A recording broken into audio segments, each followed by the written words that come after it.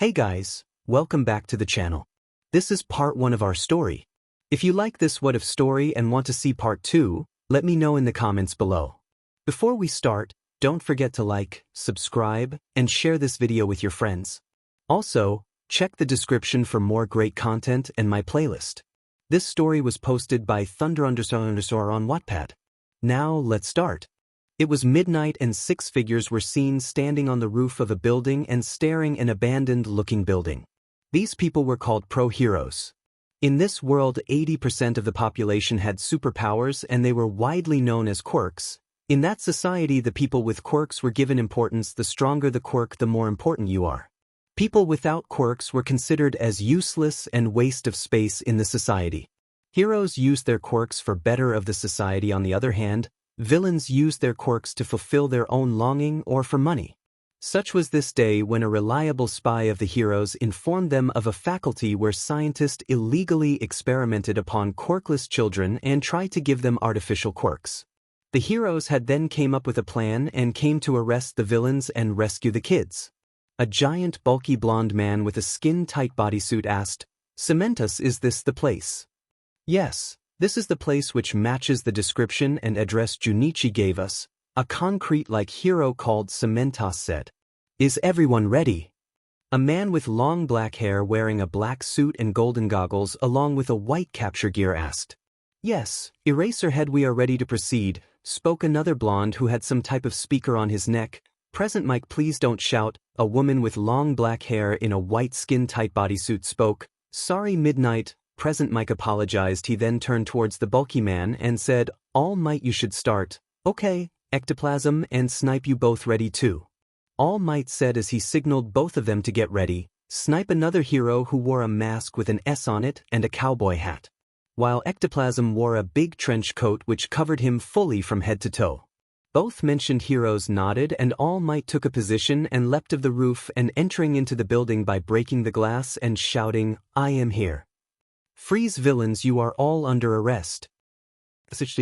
"It's All Might, run." One of the scientists shouted as everyone started running, but All Might was ultra fast, and in an instant he captured everyone and tied them up as the other heroes captured those who tried to escape. "Where are the children?" Eraserhead interrogated a wimpy-looking scientist who cowered and spoke stuttering, "I in the basement." Eraserhead knocked the man out and walked with everyone towards the basement. He then opened the gates to see children all put together in a single cell and looking very weak. There were about 25 children and about 12 to 13 of the children were dead and the others looked very scared and flinched when they saw them. Eraserhead sighed regretfully and in sadness as he saw the dead bodies. He then called the others and who also looked in sadness at the dead bodies.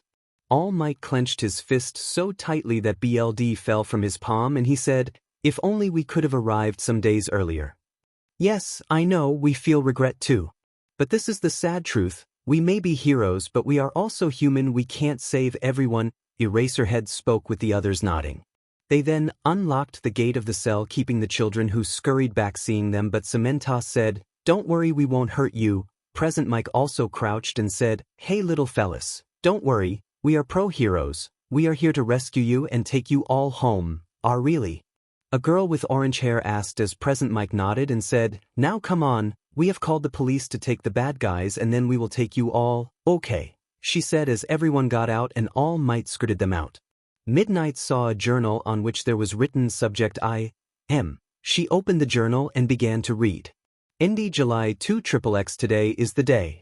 It has been some time since the target's 4th birthday, and as we predicted, having a 4th-gen mother and a 2nd-gen father will lead to the child quirkless, and so far no signs of a quirk, so target is ready for harvesting.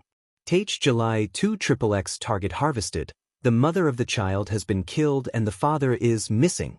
𝗏 July 2 𝗏𝗏, first experiment done on subject I am, result failure. No sign in increase of the quirk factor and no change compared to others. August 2 𝗏𝗏 experiments and all failures, no sign of quirk. It is very frustrating. Others children show signs of some new features like augmented body, denser bones and muscles, brain usage unlocked to 10% and more. But subject I am is showing nothing. We shall give him the newly made drag from Chemical X that will be ready in 3 months. I have a feeling we will make something then." th September 2 𝐶𝐿𝐿 Subject 𝐒𝐮𝐬𝐵 again tried to stop a fellow researcher to experiment on the kids, DMN him. He is getting quite annoying. Looks like we have to punish him because his eyes still shine after all the punishment while the others have given up. Looks like a greater punishment must be given. I think 4 months of being tortured with blades, knives, WHPS and being locked in a dark room along with no food for a week will keep him in line. Till then the preparation for the experiment would be done. th January 2 𝐶𝐿𝐿 It's been 4 months since Subject 𝐒𝐮𝐬𝐵 was kept in the dark room. Now he has been taken out and I wrote this with great anger and regret that still he has not lost those eyes. But none of that. The preparation are complete. We shall do the experiment today. This will cause Subject 𝐒𝐮𝐬𝐵 to be in coma for 6 months, but the results would be worth it. July 2 𝐶𝐿𝐿 Subject 𝐒𝐮𝐬𝐵 has awoken and is still the same. Even though he lost his memories, he only remembers his name and those Fing heroes. I think the experiment was a failure. We shall just keep him as a servant if he is of no use, and I think others like punishing him quite often. I think we will use him as practice doll for the kids who have gained a quirk. August 2 𝐶𝐿𝐿 I think we might have made a mistake with Subject 𝐒𝐮𝐬𝐵. He already had a quirk. He was a late bloomer and we experimenting on him made his quirk into something sinister. Today when a fellow researcher tried to harm a kid, Subject 𝐒𝐮𝐬𝐵 tried to interfere but a few hits and some cussing caused Subject to get angry and suddenly a sinister aura came from him as he mercilessly tore the researcher apart and began rampaging in the whole faculty. He killed 10 of my men before we were able to capture him. I think we made a huge mistake anyways. We decided to chain him underground in the secret room so that no further incident is caused. September 2 𝐶𝐿𝐿 There was another accident regarding Subject 𝐒𝐮𝐬𝐵. We had just marked our 15th successful experiment and were partying when a drunk new recruit had accidentally opened the cage of Subject 𝐒𝐮𝐬𝐵 and the subject had asked for food and the recruit had beaten him for that. Subject was completely out of energy so he fell unconscious. We thought nothing of it until he woke up and we felt the sinister aura again but this time more intense and he had some kind of cloak on him. The boy. No, the monster destroyed everything in its path, killed half the crew and even killed some of our latest experimented kids which had turned into mindless drones. He even destroyed the research material. This has set up back for years. The monster only calmed down when he knocked down the sleeping gas and fell. December 2 𝐶𝐿𝐿 Great. Everything is going great.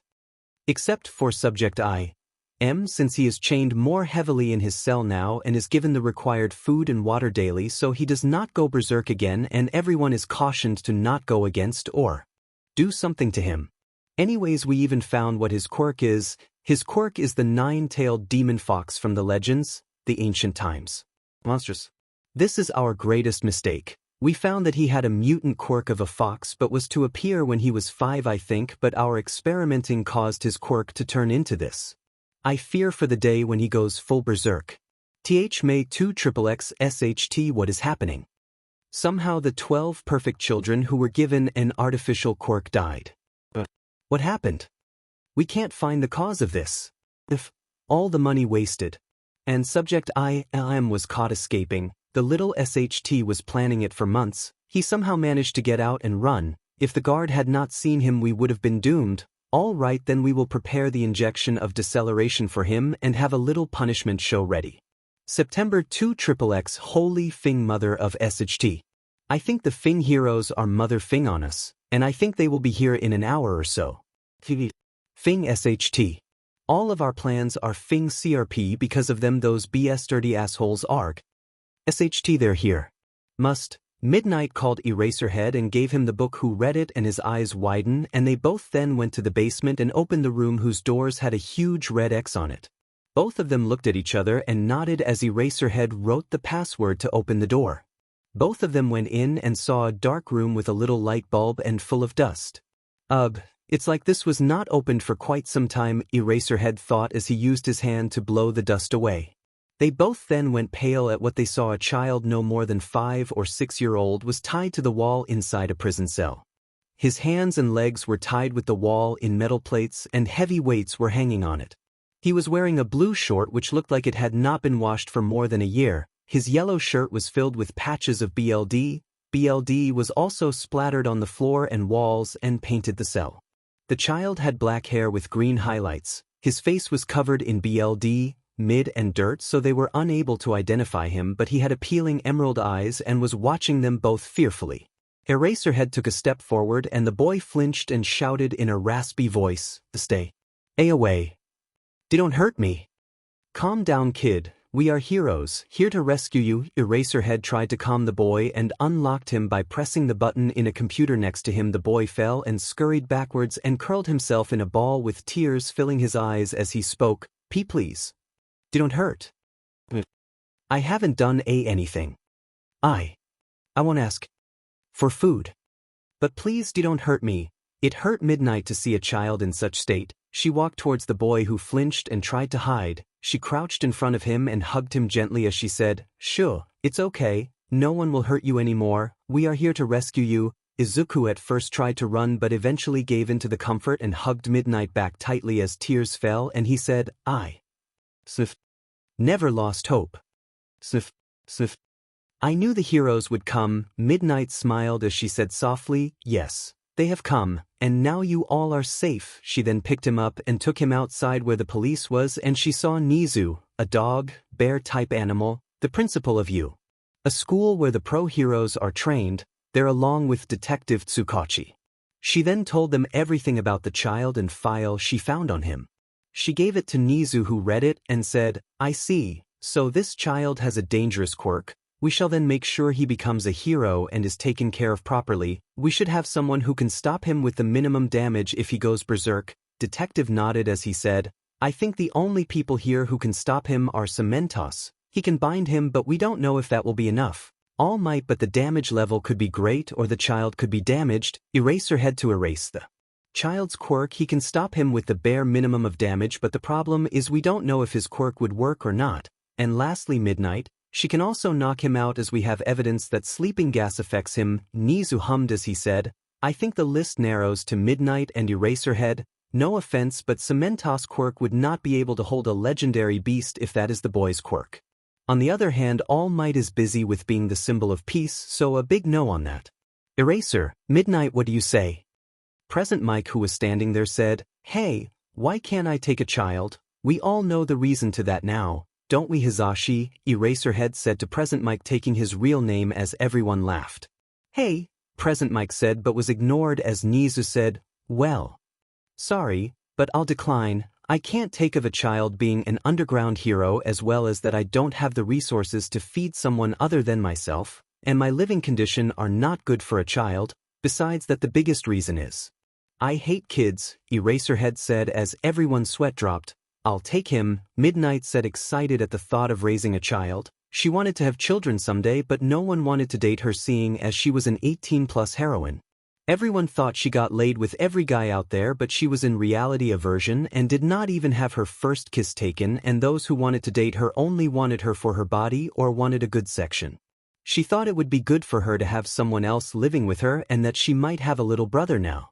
𝐻𝐿𝐿 smiled and said, "Then you shall take care of the child, Midnight." Midnight smiled and then put the child down and asked, "So, my name is Namuri Kiyama. I am a pro hero. It's nice to meet you. Now what's your name?" The child looked at her curiously and then spoke, My name is Izuku Midoriya and I am 5, no 6. You're old, I think. I don't remember how much time I was there." "Oh," Midnight said as she asked, "Do you remember anything from before you were brought here?"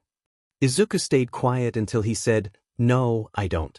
I don't even remember some things from this place." "I see, then would you like to live with me?" Midnight offered. Really? Why, you won't hurt me, right?"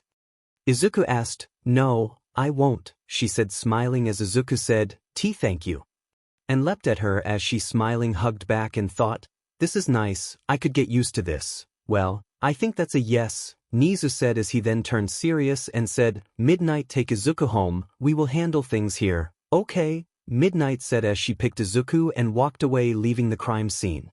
Midnight along with Izuku exited the police car and went inside Midnight's apartment. Midnight opened the door and said, "Well, here we are. Sorry if it's not that appealing to you." It's great, better than that hellhole," Izuku said, mumbling the last part. "All right. Now first off, 𝐻𝐿𝐿 gave me some clothes from his friend that he had would fit you. Although I don't know where he got them from anyways, we are taking a shower now. You are very dirty right now, so let's clean you, Midnight said as she took Izuku to the bathroom. Midnight opened the bathroom and took Izuku's shirt off and gasped as she saw all the scars covering his body. Izuku felt embarrassed and tried to hide them and said, "I'm sorry you had to see these." She hugged Izuku and said, "It's okay, you were hurt much, right? Don't worry, I won't let anyone hurt you." "Thank you," Izuku said as he smiled a little, and she did too as she then took of his shorts and put him in the tub and Eiji herself too. She then cleaned herself and Izuku, and after cleaning Izuku she saw his face and actually blushed a little and thought, "Oh my god. He's so cute." Izuku's face was now fully visible. He had chubby cheeks and a lot of baby fat. His eyes shined emerald and he had 3 whisker-like marks on his cheeks which she found adorable. Izuku looked at her red face and asked, "Ano, are you okay?" "Oh yes I am," she answered as she asked, Izuku, can I touch them?" Izuku, seeing her hand near his cheeks, nodded shyly. Nemuri smiled as she touched his whisker and rubbed them, making Izuku purr and lean in. Nemuri stopped and thought, "Did he just? Oh my gosh. He just purred. That is so adorable. This much cuteness should be a sin." She then got out and dressed herself in black short and an oversized white shirt, while Izuku wore a blue shorts and a red all-might shirt. They ate dinner, where Izuku fell in love with 𝐀𝐮𝐭𝐡𝐨𝐫. She smiled as she got in bed along with Izuku and said, "Now after I legally adopt you, we will get a bed and set a room for you. For now you will sleep with me, okay?" Izuku said as he then tilted his head and asked, "What should I call you?" Nemuri blinked at his question and then said, "I forgot. You could call me whatever you like, Aunt, Kachan, or Nachon." "Okay, Nemuri Nichan," Izuku said, smiling brightly as Nemuri blushed and hugged Izuku tightly like a plushie and said, Izuku, you're so cute." 10 years have passed since Izuku was rescued and started living with Nemuri. Over the years there were no problems with Izuku's quirk, except for one time where he was about to go berserk and met someone and learned a lot about his quirk. A serial killer had entered their house when Izuku was 7 and had held a knife at Midnight's neck and said, "If you move, I'll kill you. Leave my Nachon alone," Izuku shouted, seeing Nemuri held hostage by the killer. "Shut up and scram, kid, or I'll kill you too," he said and pressed the knife harder against Midnight's skin, drawing a thin trail of BLD. Izuku, seeing the BLD, snapped as he trembled and his hair covered his eyes as he said, "You hurt Nachon, I'll make you pay." He glared into the killer's eyes as his emerald eyes were gone and replaced with red orbs that had a black slit in it.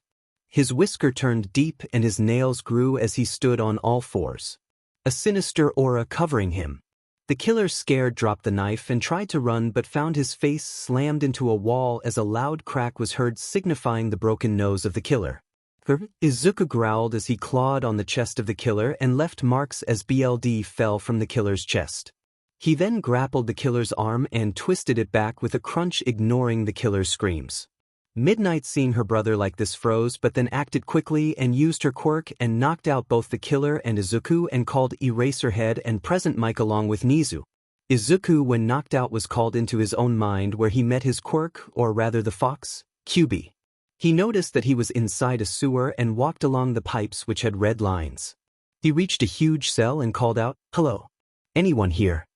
Suddenly he saw 2 huge BLD red eyes in front of him, and then he noticed that light came in the cell as a huge fox with 9 tails about 70 to 80 m glaring at him. The fox then said, "So finally my new warden is here to meet me. Who are you?" Izuku asked fearfully as he took a few steps back, falling on his but seeing the fox. "Me. I am the called the great 𝐻𝐵 no Kitsune, a being of legends. With a swish of my tails I cause catastrophic level disasters. Fear me, mortal," 𝐻𝐵 said in an arrogant tone. How are you here?"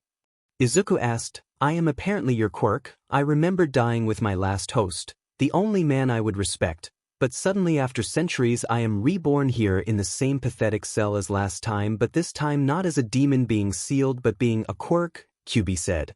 "Wait, you were someone else's quirk before me?" Izuku asked. "No, I was an actual living being before and was sealed inside a mortal, and I died centuries ago, and have been reborn as a quirk, meant to help you, but I can't," 𝐻𝐵 spoke. What? Izuku asked. "Because my power brings hate and anger, all types of negative feelings, as it is for those who have suffered. You will be able to use my powers, but for that you would have to defeat me to conquer your hate and negative emotions. Till then I will be locked in this cell. I will try my best to give you my power at a level that you can handle, because if you go above that level then you go berserk and kill everyone. 𝐻𝐵 explained, I see, but 𝐻𝐮 said that you were created due to those experiments on me. 𝐒𝐮𝐬𝐵 asked curiously. Laughter was heard around the cell as 𝐻𝐵 laughed and then said, me created by those insolent bugs. Aha, nice joke, kid. But no, I was not. I was always your Quirk. Those experiments magnified my regenerative abilities, and now even if you lose a limb you could recreate it, and it even gave you chakra and ability that was used during my time alive by ninjas to create techniques, along with the fact that our negative emotions are linked. If you get angry, I get too, and while I can control it you can't, and this in turn causes us to go berserk, and eventually you start transforming into me. Oh, that's dangerous, but can I use the chakra thing? Can I? 𝐒𝐮𝐭𝐡𝐨𝐫 asked, jumping at the thought of learning things. Yes you can, but only when you turn 9-inch. 𝐻𝐵 said, oh. He looked disappointed, then he suddenly looked up and questioned, hey, where are we? Are you that dumb to ask this question now? 𝐻𝐵 thought. You are in your mind, 𝐻𝐵 answered. What? My mind is a sewer. 𝐒𝐮𝐭𝐡𝐨𝐫 asked himself, shocked. Yes, you had a shitty life, so your mind is a sewer. But you can change it to suit yourself. 𝐻𝐵 clarified.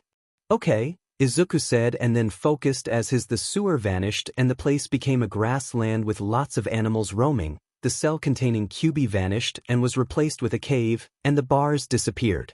𝐻𝐵 walked forward and said, the bars are gone. I could kill you right now if I want to. I know, but I have a feeling that you won't. 𝐒𝐮𝐭𝐡𝐨𝐫 said, that is correct, because we are linked. You die, I die. Simple as that. 𝐻𝐵 replied, oh, and the prison isn't gone, just replaced. 𝐒𝐮𝐭𝐡𝐨𝐫 said. Then 𝐻𝐵 saw a collar attached to its neck. I did not want to keep you behind bars, as I myself did not like it, so I gave you a chance to roam free, 𝐒𝐮𝐭𝐡𝐨𝐫 said, grinning. Heh, this kid might be worthy too, 𝐻𝐵 thought. Okay, last question. You said you are called the Great 𝐻𝐵 no Kitsune, but is that your real name? 𝐒𝐮𝐭𝐡𝐨𝐫 asked. 𝐻𝐵 was shocked and said, no, that is not. As you proved yourself a little worthy, I shall tell you my name. It is Kurama. Kurama, nice to meet you. I am 𝐒𝐮𝐭𝐡𝐨𝐫 Midoriya, 𝐒𝐮𝐭𝐡𝐨𝐫 said as he gave a thumbs up, at which Kurama grinned and thought, yes, this kid might be your second coming, old partner. 𝐒𝐮𝐭𝐡𝐨𝐫 yelled, seeing himself fade as he said, I am vanishing. Kurama, help. Calm down, you are waking up, Kurama said as 𝐒𝐮𝐭𝐡𝐨𝐫 calmed down, but only a little. 𝐒𝐮𝐭𝐡𝐨𝐫 then woke up and told his 𝐻𝐮 all about Kurama. He was startled to hear Kurama's voice in his head, but Kurama advised him to only think and Kurama will hear the answer, at which 𝐒𝐮𝐭𝐡𝐨𝐫 nodded. Quite some time had passed since 𝐒𝐮𝐭𝐡𝐨𝐫 had met Kurama, and they had become good friends. 𝐒𝐮𝐭𝐡𝐨𝐫 was homeschooled, and all the cost was covered by All Might, as he did not want 𝐒𝐮𝐿 to endanger others because of his quirk. 𝐒𝐮𝐿 also begun to do training as Kurama advised and begun to eat healthy food so he could become strong enough to control Kurama's power. He experimented daily with chakra and had made quite some moves with Kurama guiding him.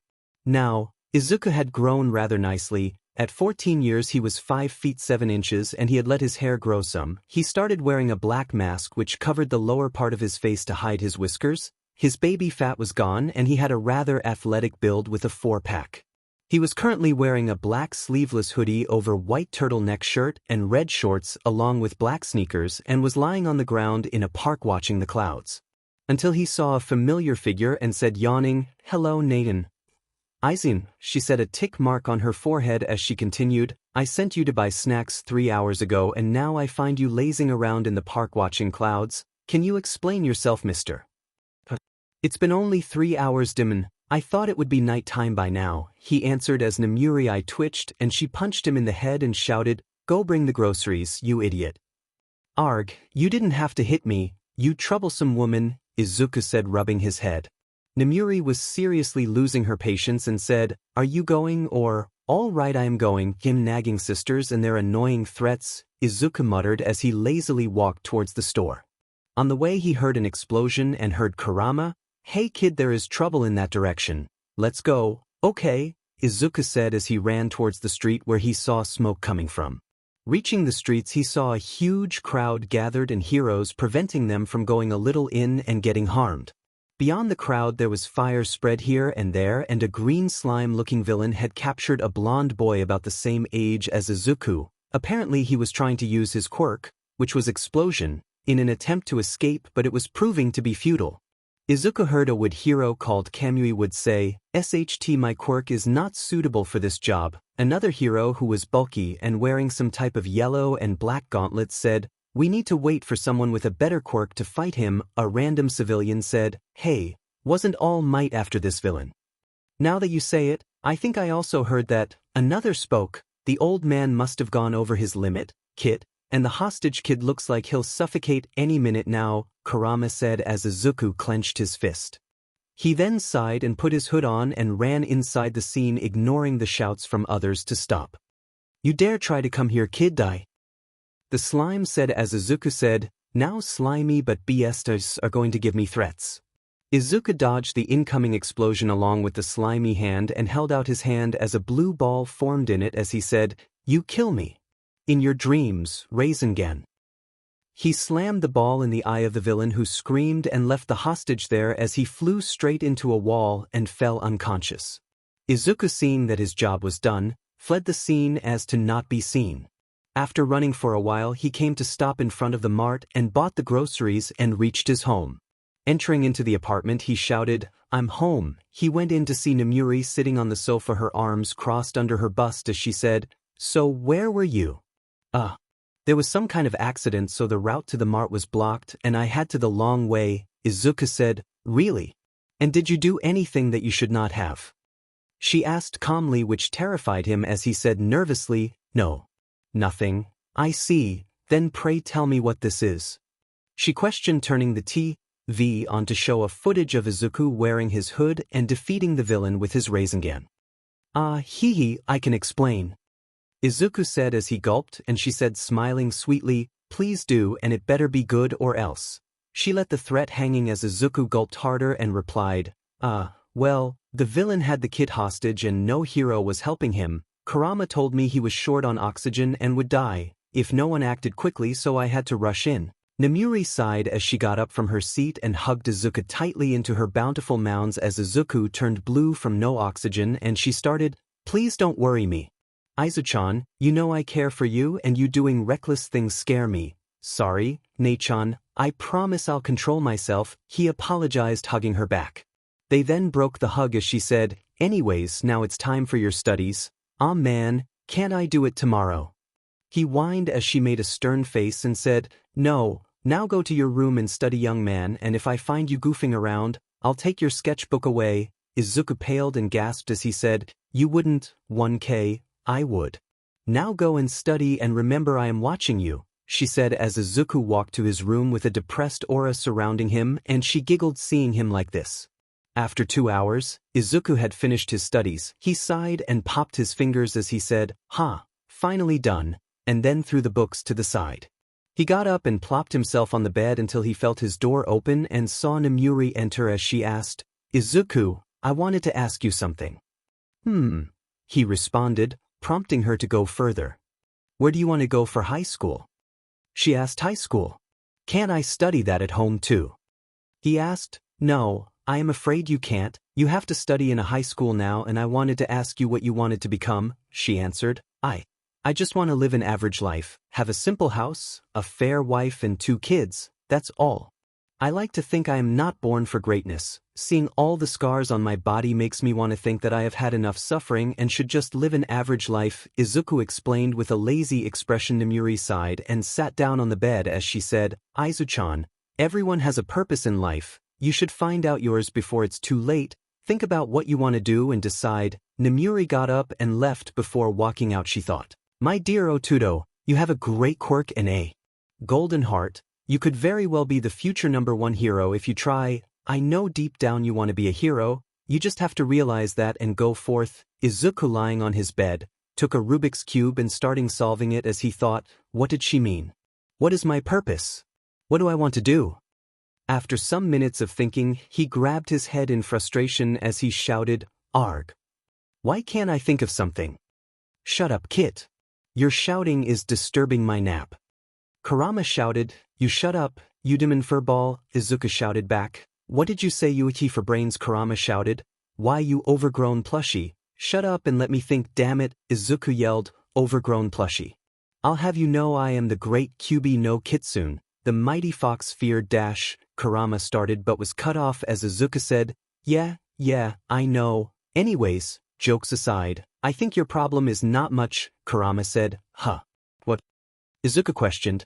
Come here and then we'll talk, Kurama said as 𝐬𝐮𝐭𝐡𝐨𝐫 went into his mind. 𝐬𝐮𝐭o𝐡𝐨𝐫 sat in front of Kurama as he asked, So how can you help? First of all, Kit, tell me, can you watch people suffer? Kurama sighed and then asked. No, was the reply, and Kurama asked, If you see someone suffering or in danger, will you help? Of course, the answer came without hesitation. Do you want anyone to suffer the same fate as you and those who were with you at that faculty? Kurama asked. No, but tell me, what has that got to do with my problem? 𝐬𝐮𝐭𝐡𝐨𝐫 questioned. Just answer my questions and everything will be explained, Kurama clarified and continued. Would you, if you could prevent it from happening or if it happened, help rescue those people? Yes, I would, 𝐬𝐮𝐭𝐡𝐨𝐫 answered. And most importantly, do you want to protect your 𝐀𝐮?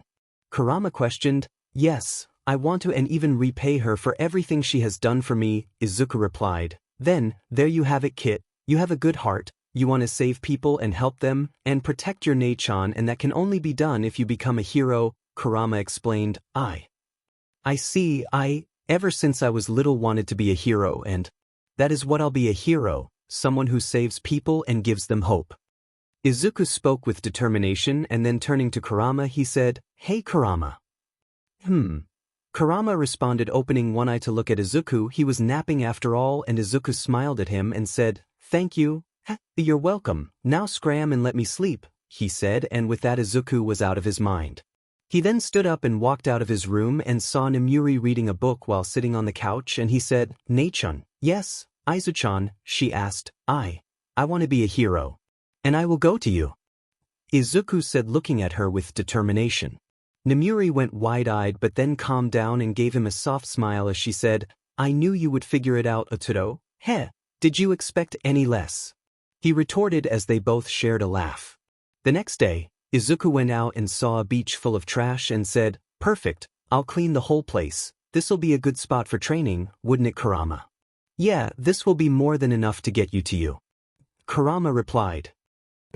Then let's get started, 𝐬𝐮𝐭𝐡𝐨𝐫 said, grinning, and jumped down into the beach. He then stood for a few seconds before he said, There are so many clouds in the sky today. I think I'll train tomorrow. With that he plopped down on the sand and began watching the clouds, with Kurama face palming and shouting, You sloth. 𝐬𝐮𝐭𝐡𝐨𝐫 sighed as he laid over the sand of the beach which he had cleaned in the last 9 months and then used the spot as a training field to strengthen himself for the next 3.5 months.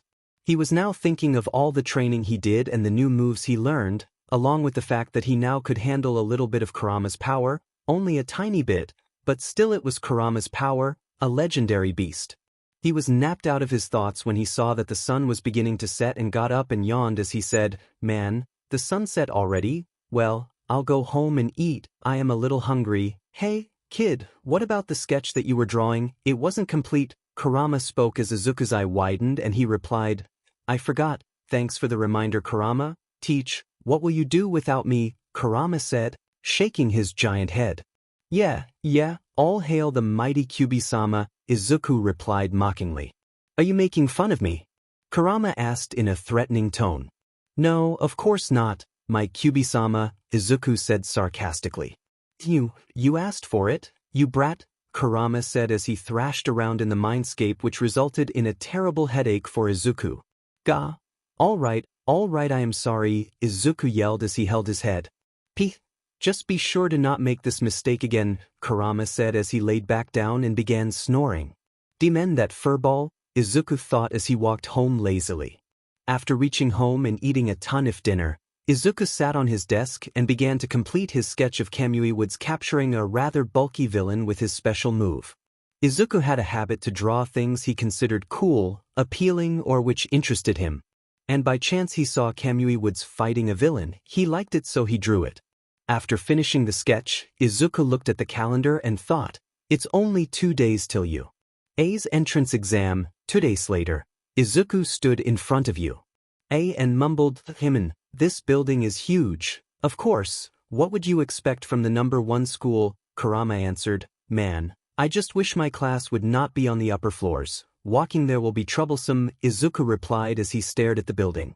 Kurama's sweat dropped and said, you're one of the most laziest person I've ever seen. Thank you, 𝐒𝐮𝐬𝐽 lazily said, and Kurama grumbled.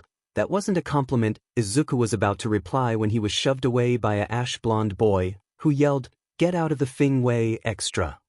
𝐒𝐮𝐽 began to fall as he thought, so troublesome. He was caught before he hit the ground as he saw he was floating in the air and quickly composed himself and stood as he heard a feminine voice. I am sorry for using my quirk on you, but it'd be bad luck if you fell right. After standing, he took a good look at the girl who had short bob-style brown hair and a round face. Thank you, 𝐒𝐮𝐽 said as she smiled and ran inside, but not before saying, it was no biggie. He then yawned as he put his hands in the pockets of his white shorts and started walking, using the sleeve of the light blue turtleneck he was wearing to wipe his eyes. After reaching in, 𝐒𝐮𝐽 reached a hall and smiled a little seeing present Mike shouting, hello listeners. Welcome to my show, now can I get a hell yeah? All he received was silence in response, so he laughed a little and said, tough crowd. Anyways, I am gonna give a rundown of things here in one go. 𝐒𝐮𝐽 hearing this sat down and listened to Present Mike's explanation about the test, written and physical, along with the rules and the types of robots to destroy and which robot gives how much points, while also yawning occasionally. Then suddenly a hand rose and one boy with glasses and bulky build stood up and said, sir, here it says that there are 4 types of villain but you only spoke of 3, if a prestigious school such as you made this error, then it is disappointing. He spoke pointing at the pamphlets that were distributed earlier. He then turned towards 𝐒𝐮𝐽 and said, and you, with a mask, can you sit straight in your occasional yawning? It's distracting. If you are here for fun then leave. 𝐒𝐮𝐽 was really annoyed with Mike's lecture and his patience was thin, so he spoke harshly, listen here, you imbecile, you are the one clearly distracting everyone by pointing me out, while everyone had no problem with me. On the other hand, an impatient idiot like you probably didn't feel that he should let Present Mike explain thoroughly before pointing out that there was a mistake. Improve yourself before telling others of their flaws. Whoa there, mask boy, calm down, Present Mike said, as the glasses boy being humiliated in public sat down while the others were silent. I also have a question, 𝐒𝐮𝐽 said as Present Mike said, all right, let me explain to examiner #XXX about his question, then I'll hear yours. 𝐒𝐮𝐽 sat as Present Mike explained the bispectacled team that the 4th villain was a 0-pointer and had no worth, but 𝐒𝐮𝐽 found it confusing as to why you would build a 0-pointer. Now, then what was your question, boy? Present Mike asked. What's the passing marks for both the written and practical exam? 𝐒𝐮𝐽 asked, good question. For the written portion you need about 45% to pass, and on the practical portion you need about 33 points to enter, Present Mike announced as 𝐒𝐮𝐽 thought, I see. Then everyone was given a sheet and they saw which city they were in, where they would have to fight the villains, and which room they were assigned to give the written exam in. In the written exam they were given an hour and a half to finish, and 𝐒𝐮𝐽 looked at test and groaned. It wasn't that the test was hard, it was fairly easy but extremely detailed, and 𝐒𝐮𝐽 sighed. He answered all the brief ones first and then some of the detailed ones, and after seeing that he had reached exactly 45 marks, he looked at the time and saw an hour left, so he decided to take a small nap, asking Kurama to wake him up. After the test, 𝐒𝐮𝐽 went to City C, where he was assigned, and stretched a bit. He then heard Present Mike shout, and go. 𝐒𝐮𝐽 hearing this instantly turned serious, he posture straightened and he ran inside at a speed which shocked others. Immediately entering, he spotted 2 3-pointers and grinned as he formed 2 𝐀𝐮𝐭𝐡𝐨𝐫 in his hands and slammed them on the robots, destroying them. That's 6 points, 𝐒𝐮𝐽 thought. Moving along, he saw a 1-pointer along with a 2-pointer. He jumped in middle of them and waited until they attacked and jumped upwards as the robots hit each other's and exploded.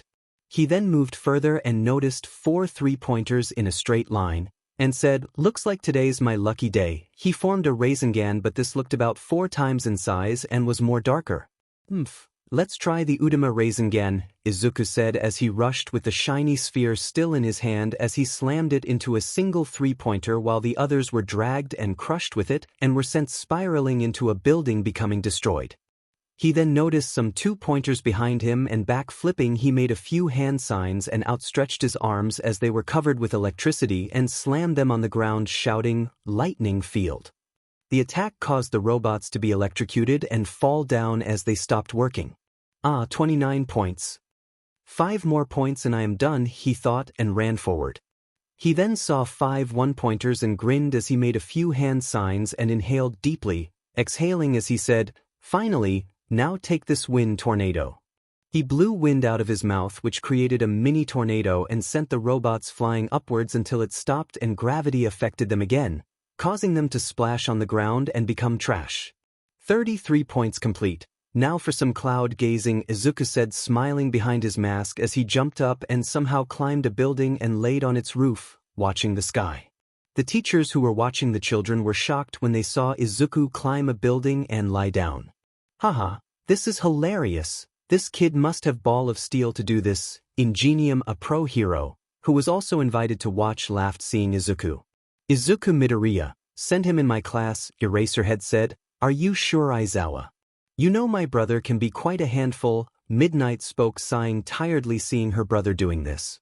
"But you have to admit he is powerful enough to complete the 33 points required in only 10 minutes, and also Aizawa likes to DSPLN problem children, so no problem." Nizu said cheerfully. But the real test will come soon." All Might, who was in his fragile form, spoke, gazing at a red button in front of him. 𝐒𝐮𝐽 frowned when he saw the weather had turned cloudy and dark, but no matter, he would still enjoy till it didn't rain. Just then the ground shook and 𝐒𝐮𝐽 sat up and saw a giant robot coming and everyone running away. "Holy, that is the 0-pointer. Really did go overboard." "Yeah, kid, yeah," Kurama answered, also amazed at seeing the huge but robot. He was about to escape but heard a voice, "Ow." He focused and saw the girl who helped him earlier stuck in the rubble and no one helping her. He jumped down from the building running towards her, and enforcing his leg and chakra, he kicked the 0-pointer, leaving a dent and causing it fall back but not destroyed, while the audience was shocked at the power of the kick. He then lifted the rubble off of her and said, "You okay?" "Yes, I am fine, although my ankle hurts," she said. The other competitors murmured about the power of the kick and what a strong quirk he had. "I see," he said as Recovery Girl arrived, a short nurse costume wearing Granny. "Present," Mike announced, "and it's over." She then kissed Uraraka's head as her ankle, which was bruised, turned back to normal. She then smiled as she got up and thanked 𝐒𝐮𝐽, bowing. He replied lazily as he began to walk away, "No problem, you helped me before I returned the favor. Are you okay, 𝐒𝐮𝐽?" Recovery Girl asked as he passed her, and he said, "Of course I am fine." He then walked out of and walked to his home as he said, It was an eventful day." A week later 𝐒𝐮𝐽 received the letter from Opening it, he found a small device which showed a hologram video of Eraserhead, who said, "Hello 𝐒𝐮𝐽, it is with great pleasure to tell you that you have been accepted by the U.A. Academy. In Class 1A, you barely passed in the written portion and you also barely passed on the practical part, but due to saving the girl you received 50 rescue point. As result you have 83 points. So we will meet again next week. Have a good day." The video cut off as 𝐒𝐮𝐽 grinned and said, "Well, that was not unexpected, was it, Kurama?" "Yes, we knew it would happen," Kurama replied. Now let's see what the future will bring. Man, it's already looking troublesome," 𝐒𝐮𝐽 mumbled. 𝐒𝐮𝐽 looked at himself in the mirror wearing a uniform and smirked as he said, This uniform is perfectly fit, now all that's left is."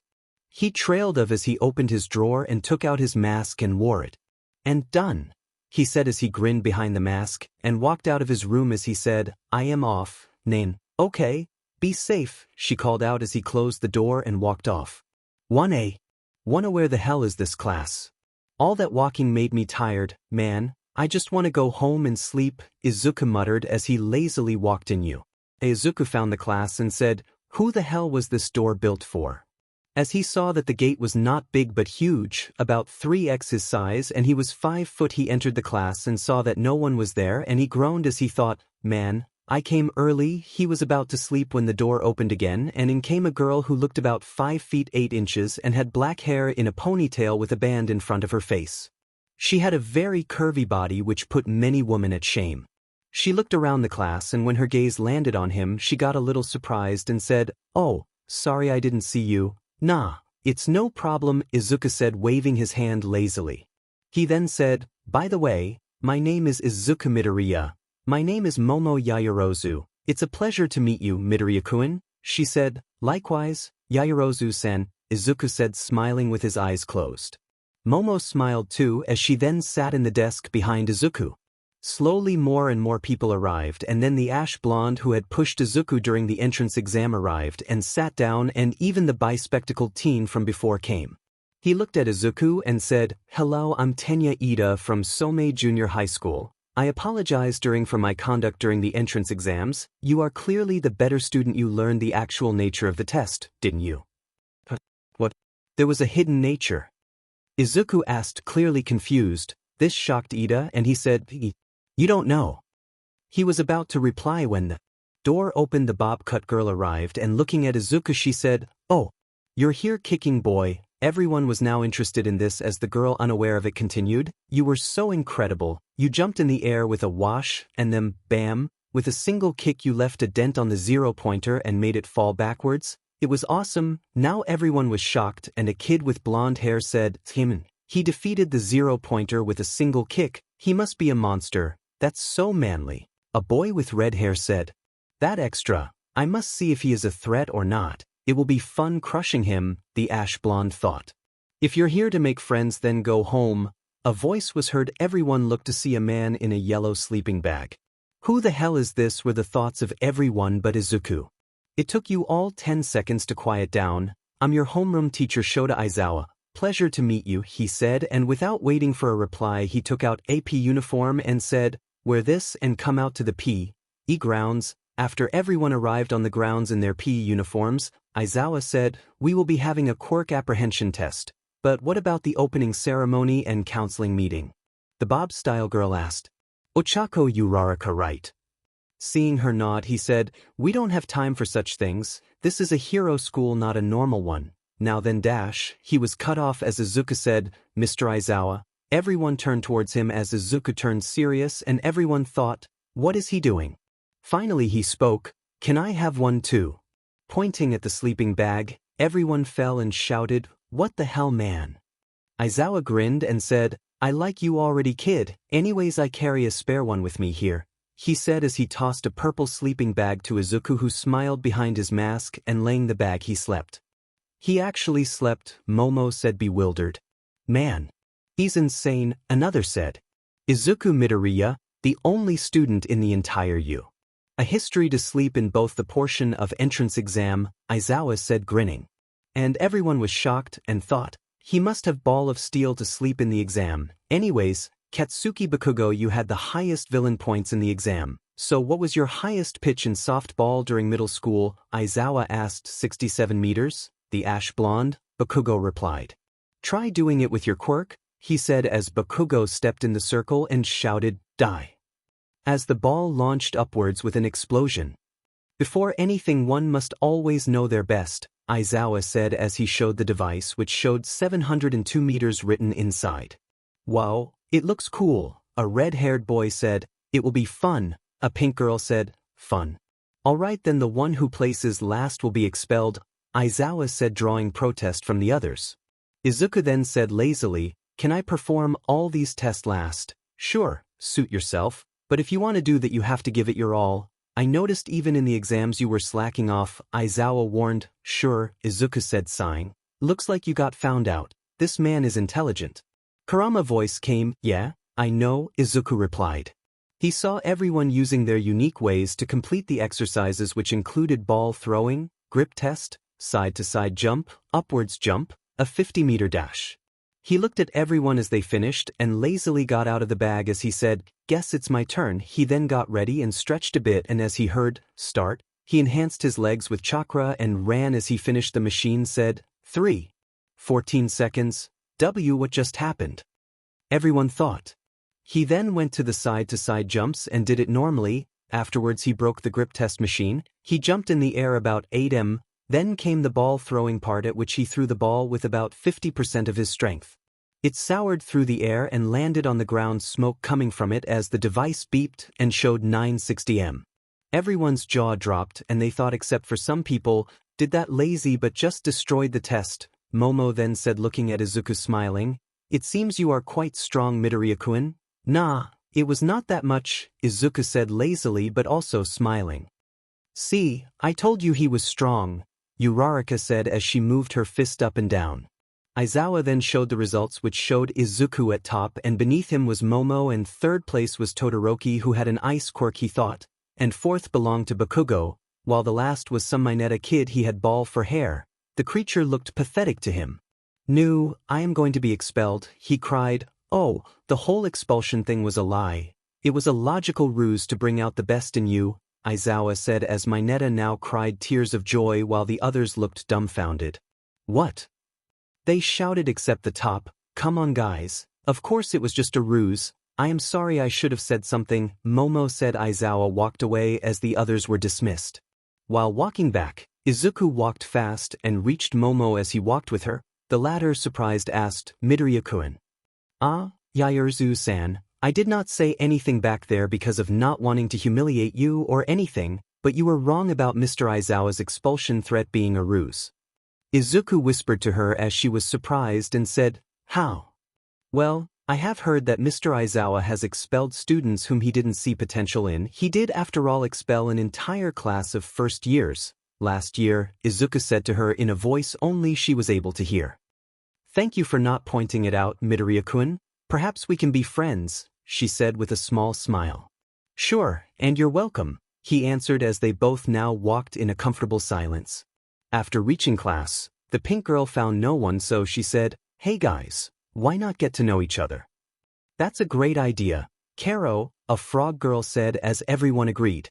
Then Link Skin Girl said, "Well, I'll go first. My name is Mina Ashido. My quirk is acid. I like to have fun and my hobby is to dance and hit the arcade." A French boy came and said, "Bonjour mon camarade, I am Yuga Aoyama. My quirk is naval laser and my hobbies are looking at how stylish I am. I like being stylish and I want to be a stylish hero." Everyone's sweat dropped. Then a plain boy came and said, "Yo, the name's 𝗏𝗏𝗏𝗏, quirk is tape. I like mostly everything and hobbies are hanging out with friends." A red-haired boy came and said, "My name is Eijiro Kirishima. My quirk is hardening. I like Crimson Riot and my hobby include being manly."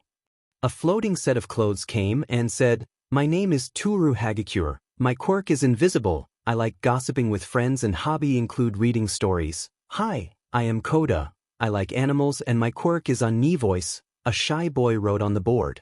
"My name is 𝐒𝐿𝐴𝐻𝐿 Tokoyami. My quirk is dark shadow. My likes are dark stuff and hobbies include training with dark shadow."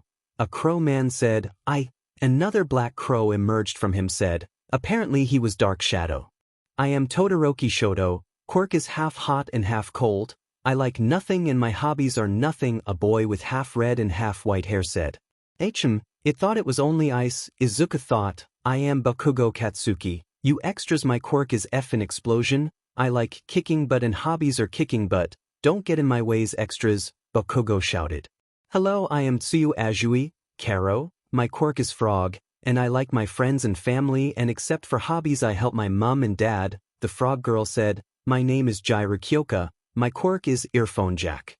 My likes are music and my hobbies are music," a girl with AUX wire extending from her ears said. "My name is Denki Kaminari. My quirk is electricity, and my likes are chilling with friends and I don't have any hobby," a blonde boy said.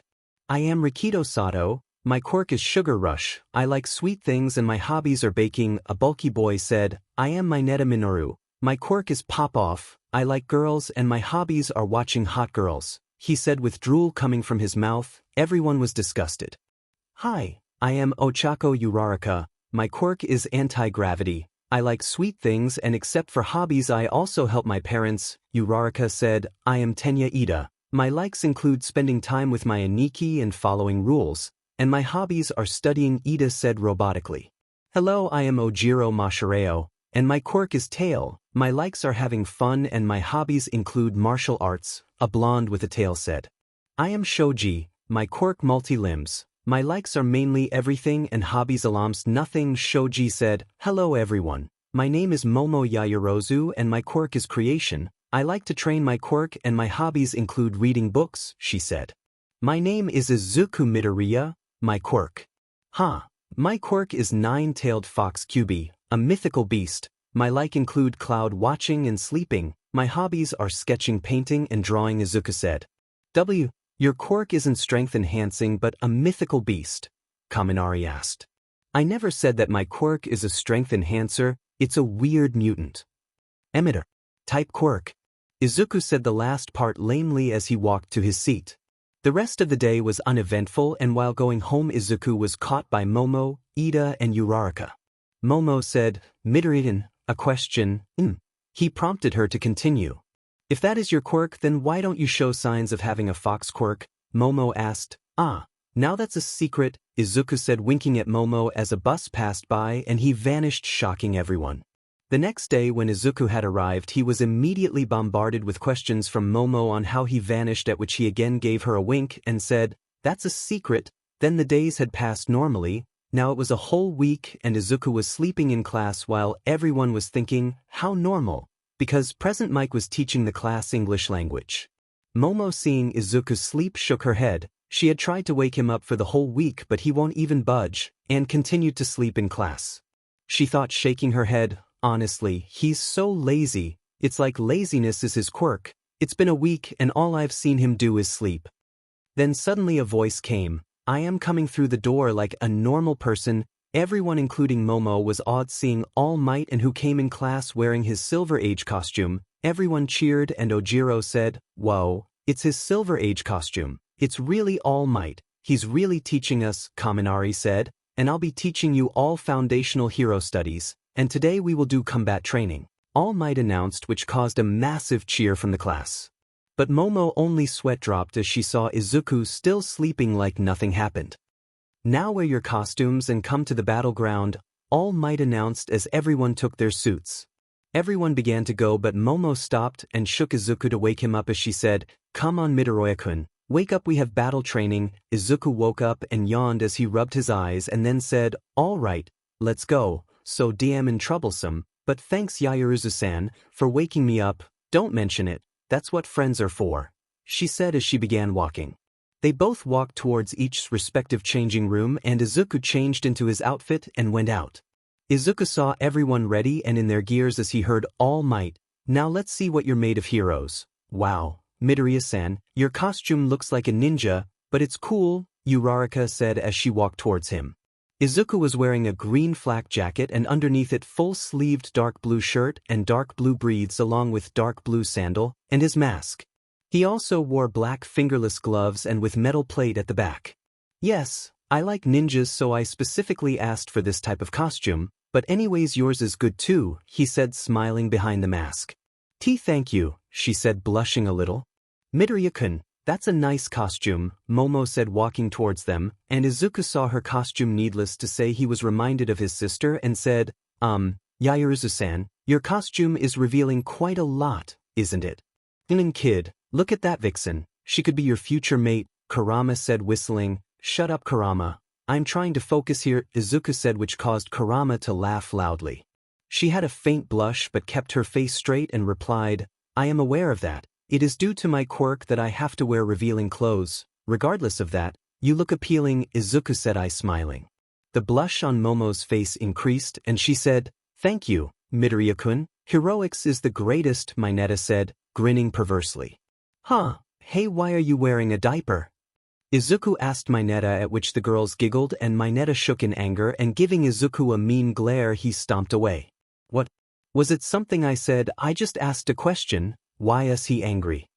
𝗧𝗜𝗧𝗟𝗘 asked looking at both of the girls, both which did not know how to answer that. Now then everyone, let's start. You all will be separated in teams of 2, villain and heroes. For this training villains will guard a nuclear weapon and the heroes would have to retreat it. All Might explained, how would our teammates be chosen? Ida asked. He was in an armor-type suit. By lottery of course, All Might said. All right then let's start, All Might announced as he drew the lots. Team A, 𝗧𝗜𝗧𝗟𝗘 Midoriya and Momo Yaoyorozu. Team B, 𝗧𝗜𝗃 Todoroki and Ochako Uraraka Team C, Kirishima Idru and 𝗀𝗃 Team D, Tura Hagakure and Masahiro Ojiro. Team E, 𝐒𝐮𝐦𝐦𝐚𝐫𝐲 and 𝐵𝐵𝐾𝐮𝐿 Tokoyami Team F, Mineta Minoru and Tenya Ida Team G, Mina Ishido and Yuga Aoyama Team H, Kyoka Jiro and Kota Koji Team I, Bakugo Katsuki and Denki Kaminari Team J, Rikido Sato and Shoji. Any problems with the teams? All Might asked and everyone shook their heads. Now then. The first battle will be Team I as villains and Team A as heroes, All Might announced. Bakugo's grin threatened to split his face as he thought, now I'll crush that mask BSE and show everyone who's the top dog. Momo then turned towards Izuku and said a little playfully, well, take care of me then Midoriya-kun. But unfortunately Mina heard this and gasped mockingly as she said to Momo, are you proposing to him? My god, I didn't know you worked that fast Yamamo. Momo blushed at what she implied and regaining her composure she said, it's nothing of that sort Mina-ch, really? Mina asked poking Momo as she replied, really, what are you talking about? Izuku asked curiously as Mina said, just that Yamamo here dash. Her mouth was clamped by Momo who said, nothing Midoriya-kun, just girls talk, troublesome, he muttered as he lazily walked behind All Might into the room where the others were headed. All right then. Heroes, you may proceed to enter the building, All Might announced over the speaker. Izuku and Momo walked towards the building and Momo asked, so what's the plan? You tell me, I can't do planning so I'll rely on you, Izuku said, so, it's like this Bakugo and Kaminari both have a strong offensive quirk, you can counter that, I have a feeling that Bakugo will come straight at us so. We must somehow get past him, surprise Kaminari and while you deal with him, I secure the bomb, Momo planned. Well, leave the part of bypassing Bakugo to me, Izuku said as Momo asked, and how will W dash? She was cut off as Izuku picked her up bridal style as she squeaked, Kaya.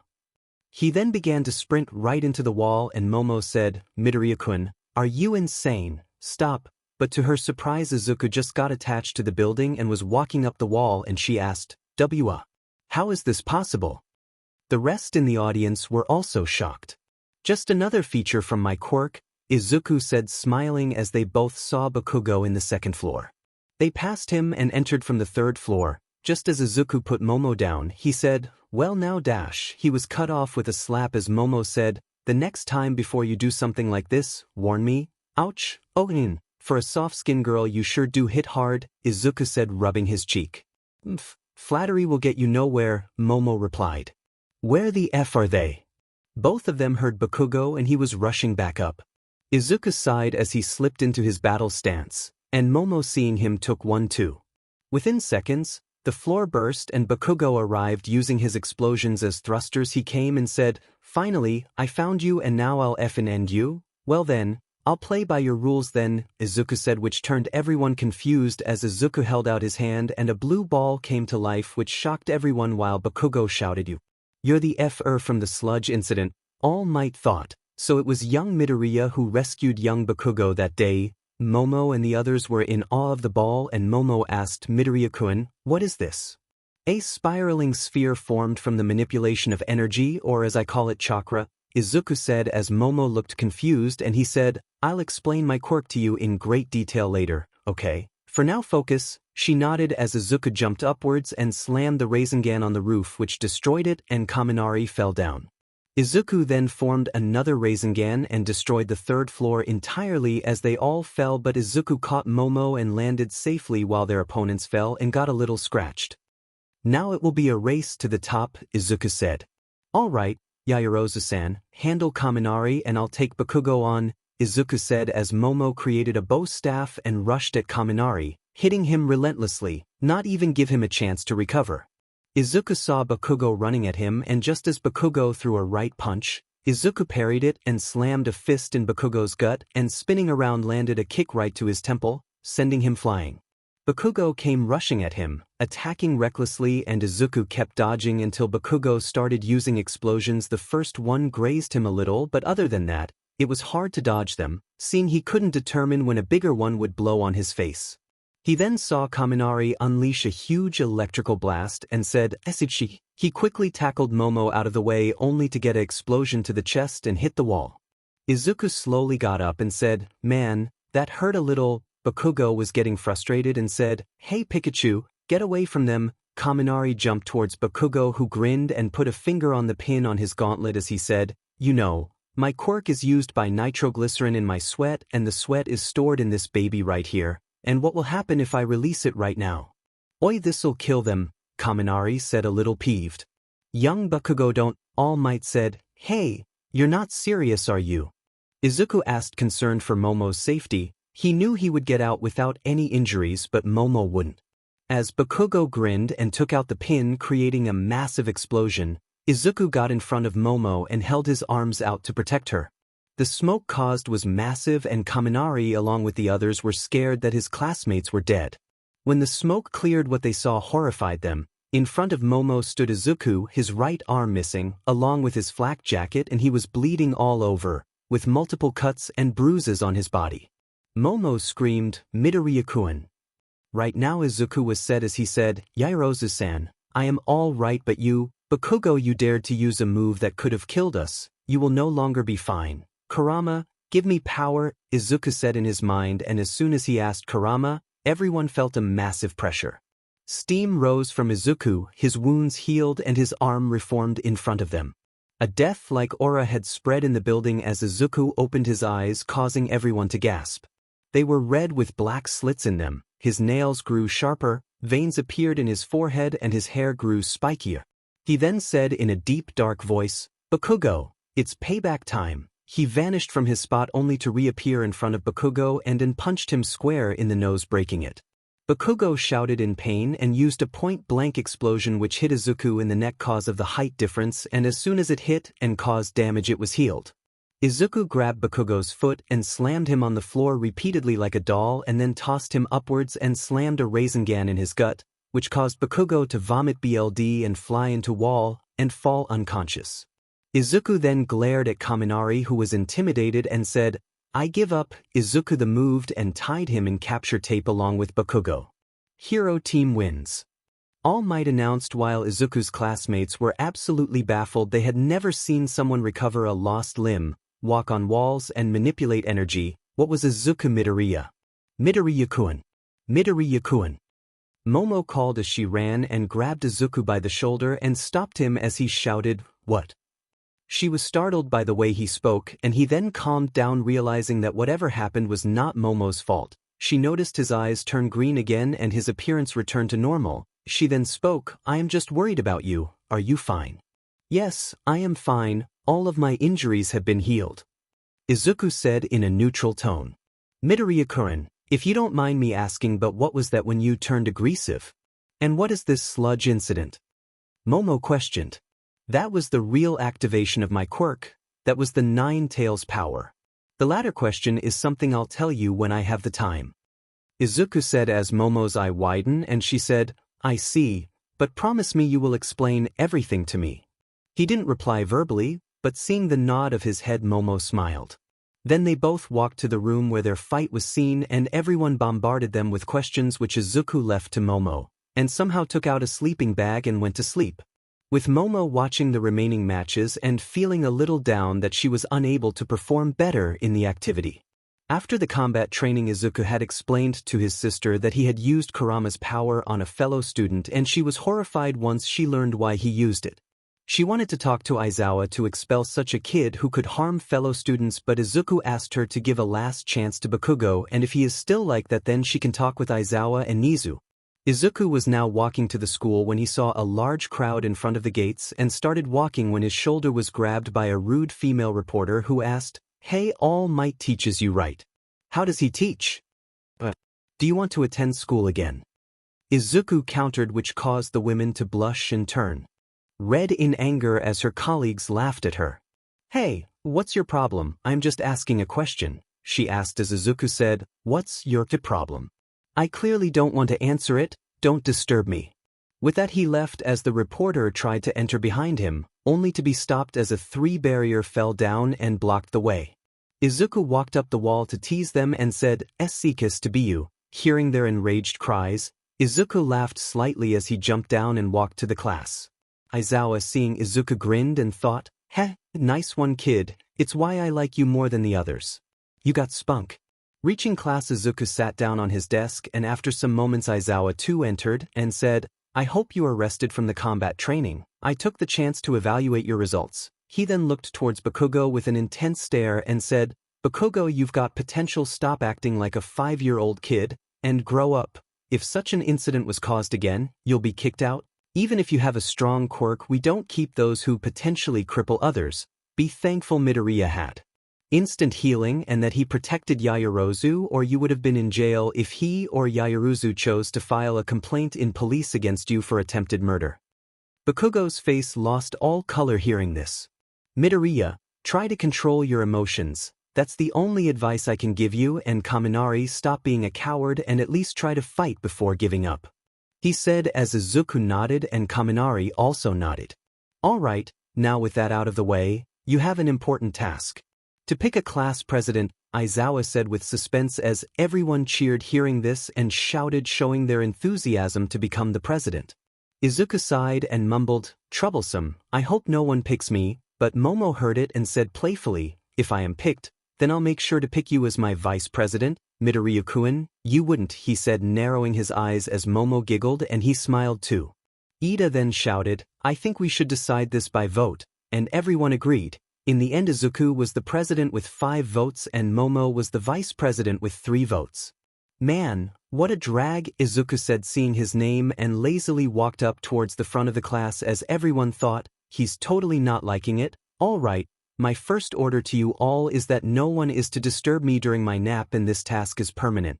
Now my second order, I make Yaoyorozu-san the president and Iida the vice president, because I prefer cloud watching and sleeping more, 𝐒𝐻 said, yawning lazily, making others sweat dropped. Then it was decided that Momo would be the president with Iida being the vice president. Later during lunch break, Momo, Uraraka, Iida and 𝐒𝐻 sat, with 𝐒𝐻 eating lunch, and Uraraka and Iida were watching Momo, who sat in front of 𝐒𝐻, stared at him and was continuously using her spoon to tap on the table, which irritated 𝐒𝐻. 𝐒𝐻 was growing increasingly frustrated with Momo's staring and finally said, will you stop doing this, Yaoyorozu-san? What are you talking about, Mr. 𝐼𝐻? Momo replied, pretending to be innocent while the other two watched their interactions in amusement. All right, damn it, you troublesome woman, I'll explain to you about my quirk. My quirk dash. He was cut off by the siren ringing. Security level 3 has been breached, please evacuate, a voice came. The children panicked and ran wild in the cafeteria, pushing against each other. Momo and the others were about to escape too when 𝐒𝐻 grabbed Momo's hand. She looked at 𝐒𝐻, who said, calm down. If we go in there, we'll be crushed. She nodded, seeing his reasons as it made sense. 𝐒𝐻 then muttered, disappointed, man, these are heroes in training. Seriously, this is pathetic. To think instead of assessing the situation they are running wild, putting everyone at a risk. Momo was quite surprised with 𝐒𝐻's muttering, but she knew that deep down she found it to be true. 𝐒𝐻 then heard Iida shouting, it's just the press, calm down, but no one heard it. He then turned to Momo and said, if I silence them, can you tell them it was just the press breaking in? She nodded as 𝐒𝐻 said, all right, here goes. He closed his eyes and said, Kurama, let's show some of your BLD lust. Oh, Kurama said, channeling it to 𝐒𝐻, who immediately let it flow out.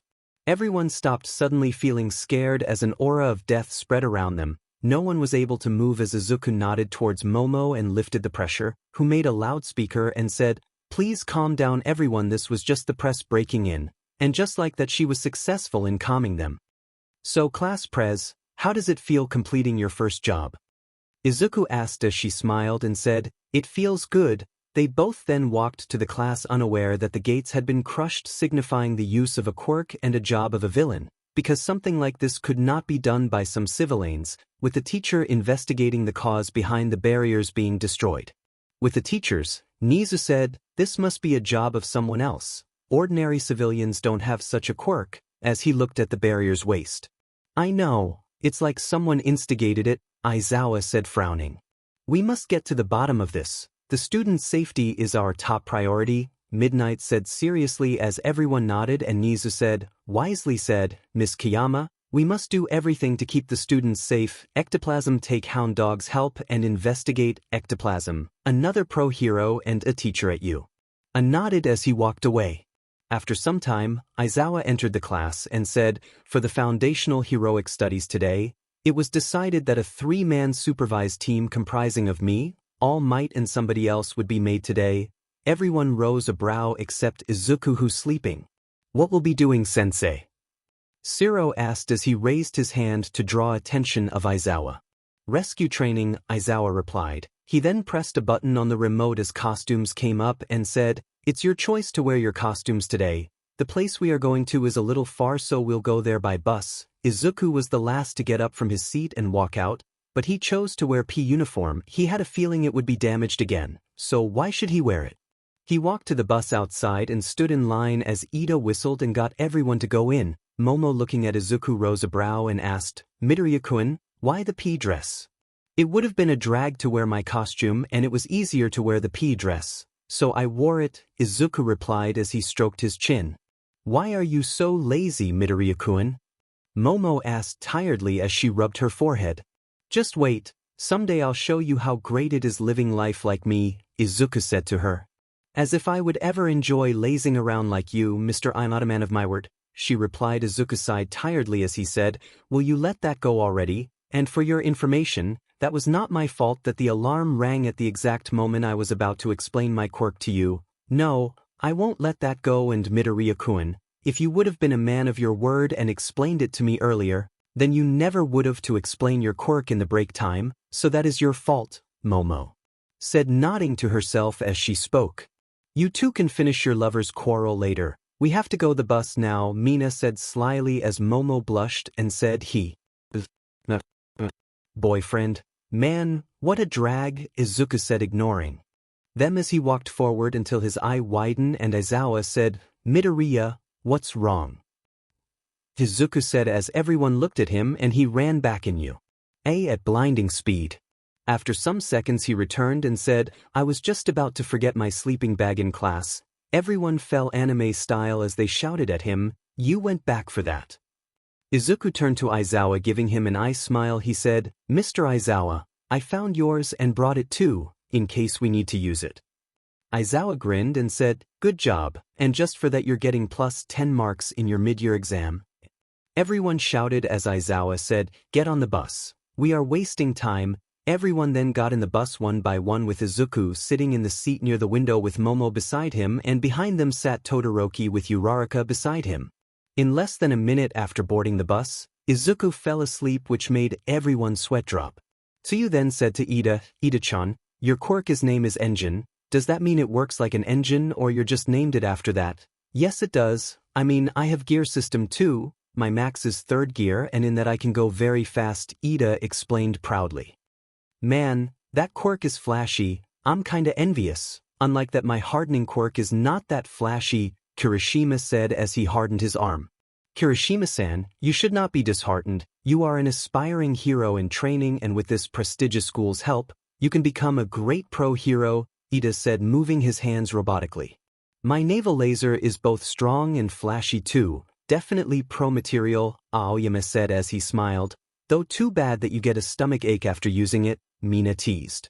If we are mentioning about flashy and strong types, then you should definitely mention Midoriya, Todoroki and Bakugo, Kirishima said. Bakugo's always angry and violent, so he won't be very popular, Tsuyu said as Bakugo jumped and yelled, you beach. I'll be popular too, see? Tsuyu pointed at Bakugo to prove her point. It's been a week, and yet we all know your personality is like CRP steeped with sewage, Kaminari said. What the hell kind of vocabulary is that? Bakugo shouted. What a vulgar conversation, Momo said as she put a hand on her mouth. Just then the bus hit a rock and everyone moved. 𝗧𝗜𝐿, who was leaning on the window and sleeping, fell on Momo's shoulder, the latter surprised and blushing. Man, but Midoriya and Todoroki would be DMN popular. You know, both have cool quirks, with Midoriya being more like a ninja along with that mysterious face of his. Why does he even hit it? Kirishima said, and then wondered the last part. Everyone looked at 𝗧𝗜𝐿, who was sleeping on Momo's shoulder, and Mina said, ah, what a cute couple. Momo blushed and Mina, along with Jiro and Uraraka, clicked pictures and said, blackmail material? Anyways, Yamamoto-chan, aren't you curious about his face? Azui said, it's his privacy, I can't invade that. Momo said, imagine if he has bucky teeth, Kaminari said. Or if he has giant lips, Mineta added. Or if has black spots on his faces, 𝗧𝗟 said. Or if he has a butt chin, Kirishima added, crumbling Momo's defense to not invade her friend's privacy. So are you in Yamamoe? Mina asked. But. Okay, she agreed, sighing. Everyone gathered around Izuku, and Momo with trembling hands slowly reached for Izuku's mask and grabbed it with 2 of her fingers. Everyone tensed and gulped, and just as she was about to pull it, Aizawa announced, "We are here, get off." And she panicked and let go as Izuku woke up and saw everyone looking at him as he asked, "What? Why is everyone here?" "And nothing," they replied, running out of the bus. "HM. That was strange, but anyways, thank you for letting me sleep on your shoulder." "Yaoyorozu-chan," Izuku teased and laughed as she turned a little red, and both of them got out of the bus. Everyone arrived at their location and were awed as they looked at the gigantic place and thought, "Whoa, is the Universal Studios for Japan or something? This is a practical training ground I created for young aspiring heroes, to STMLT all kinds of dangers. Its name is the ultimate space for jams, 13. A pro hero/heroine said, wearing an astronaut-type costume. "It really is were everyone's thoughts except for one, Troublesome, and we all know who this is. Hey, it's the Space Hero 13. Uraraka and Momo shouted. They began to fangirl and said, "Wow, I've always liked 13. He's a gentleman hero who helps in disaster reliefs." Izuku and Todoroki, who were standing beside them, looked at each other and shrugged as Izuku muttered, "Troublesome women," and Todoroki muttered, "Annoying. Do have something to say, Midoriya-kun/Todoroki-kun?" Momo and Uraraka asked very sweetly, with a dangerous aura surrounding them, as Izuku and Shudo both flinched and said, "No, nothing, we know." They both said and returned to their fangirling as Izuku mumbled, "What was that?" with Todoroki nodding alongside him as he too muttered, "I too was scared for a second. Ha! Hell hath no fury like a woman scorned." Kurama laughed loudly from within Izuku. "Shut up," Izuku replied to him. "Before we begin, I would like to say that you all know my quirk black hole is useful for rescues, but you must also learn that it can be easily used to kill a person. And not only mine but yours can too, so think rationally before using them." 13 spoke as everyone agreed with her. "All right, first things first." Aizawa spoke but was cut off as a black vortex was formed in the middle of Ij and a man with hands covering him came out. "SHT-13, protect the students," Aizawa said, getting ready for battle as many people came out after the first man. "Whoa, there are even fake villains," Kirishima said, until Aizawa said, "No, these are real villains," scaring everyone. "Looks like All Might isn't here," the Black Mist spoke. "But why isn't All Might here? According to the curriculum he was supposed to be here," the Handman asked. "Calm down, Shigaraki, he will arrive," the Mist said to Shigaraki the Handman. "But why isn't he here, Kurogiri?" Shigaraki growled. The Mist or Shigaraki didn't reply as he kept gazing at Aizawa. "Looks like we won't be needing the sleeping bag, sensei," Izuku said seriously. Everyone was surprised as Izuku stretched and stood straight, his eyes focused on the villains. "Is this Midoriya when he's serious?" they wondered. "Don't panic and try to contact you." "A Kaminari," Aizawa instructed as Kaminari said, "It's like they planted a jammer, I can't." "Mr. Aizawa, are you planning to fight them?" Izuku asked. "Yes, a hero is not a one-trick pony," he replied. "Mr. Aizawa, I think that you should let me handle this. I have feeling they have a stronger villain here because they knew sheer number of small thugs would never defeat All Might, and if there is, then you would be worn out and it will result in disastrous for us, the students, because 13, however strong he may be, can't protect 20 students alone." Izuku explained, and everyone looked at him wide-eyed along with Aizawa. "Is this lazy but Midoriya?" 𝗧𝗟 asked, the question on everyone's mind. "You're right, Midoriya, so what do you propose? How will you handle them all?" Aizawa said, It'll only take a single hit. Even if it misses the target it will hit," Izuku said confidently. Aizawa rose a brow and asked, "Will it leave you vulnerable?" "No, I'll hardly break a sweat," Izuku said as Aizawa gritted his teeth and said, "Go, Midoriya-kun." "Wait, this is insanity," Momo said, stopping Izuku as he just patted her head and said, "Don't worry, just watch me." Izuku then shouted, "Let's go, Kurama," as everyone got confused at what he was saying. "Yash," Kurama said. Izuku, using Kurama's chakra in his fist, jumped in the air and shouted, "Take this, demonic fist." He slammed his fist in the ground as the whole Yuji shook and the earth shattered. Every villain fell and had wound. In mere seconds, Izuku had decapitated the entire army of thugs.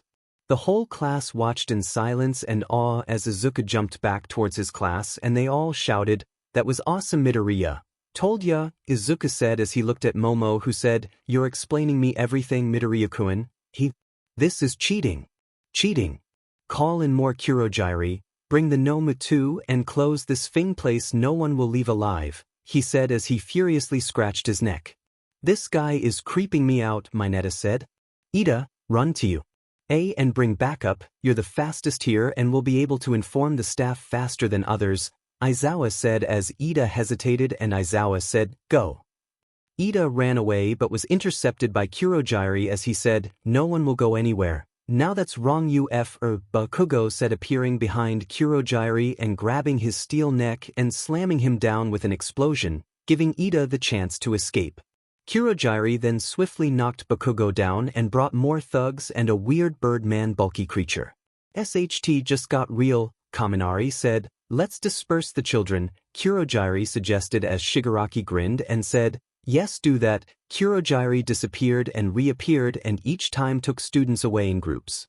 Kaminari did not know anyone strong, so grabbed Izuku, along with Jiro and Momo, who was already beside him, as they all got 𝐶𝐾𝐮. Aizawa was alone against a group again as he said, "This is bad," and ran to fight. Izuku landed in the landslide zone and heard screams, only to see Momo fall on top of him as he groaned and grabbed something and squeezed it as he said, "Ow. Now what is this?"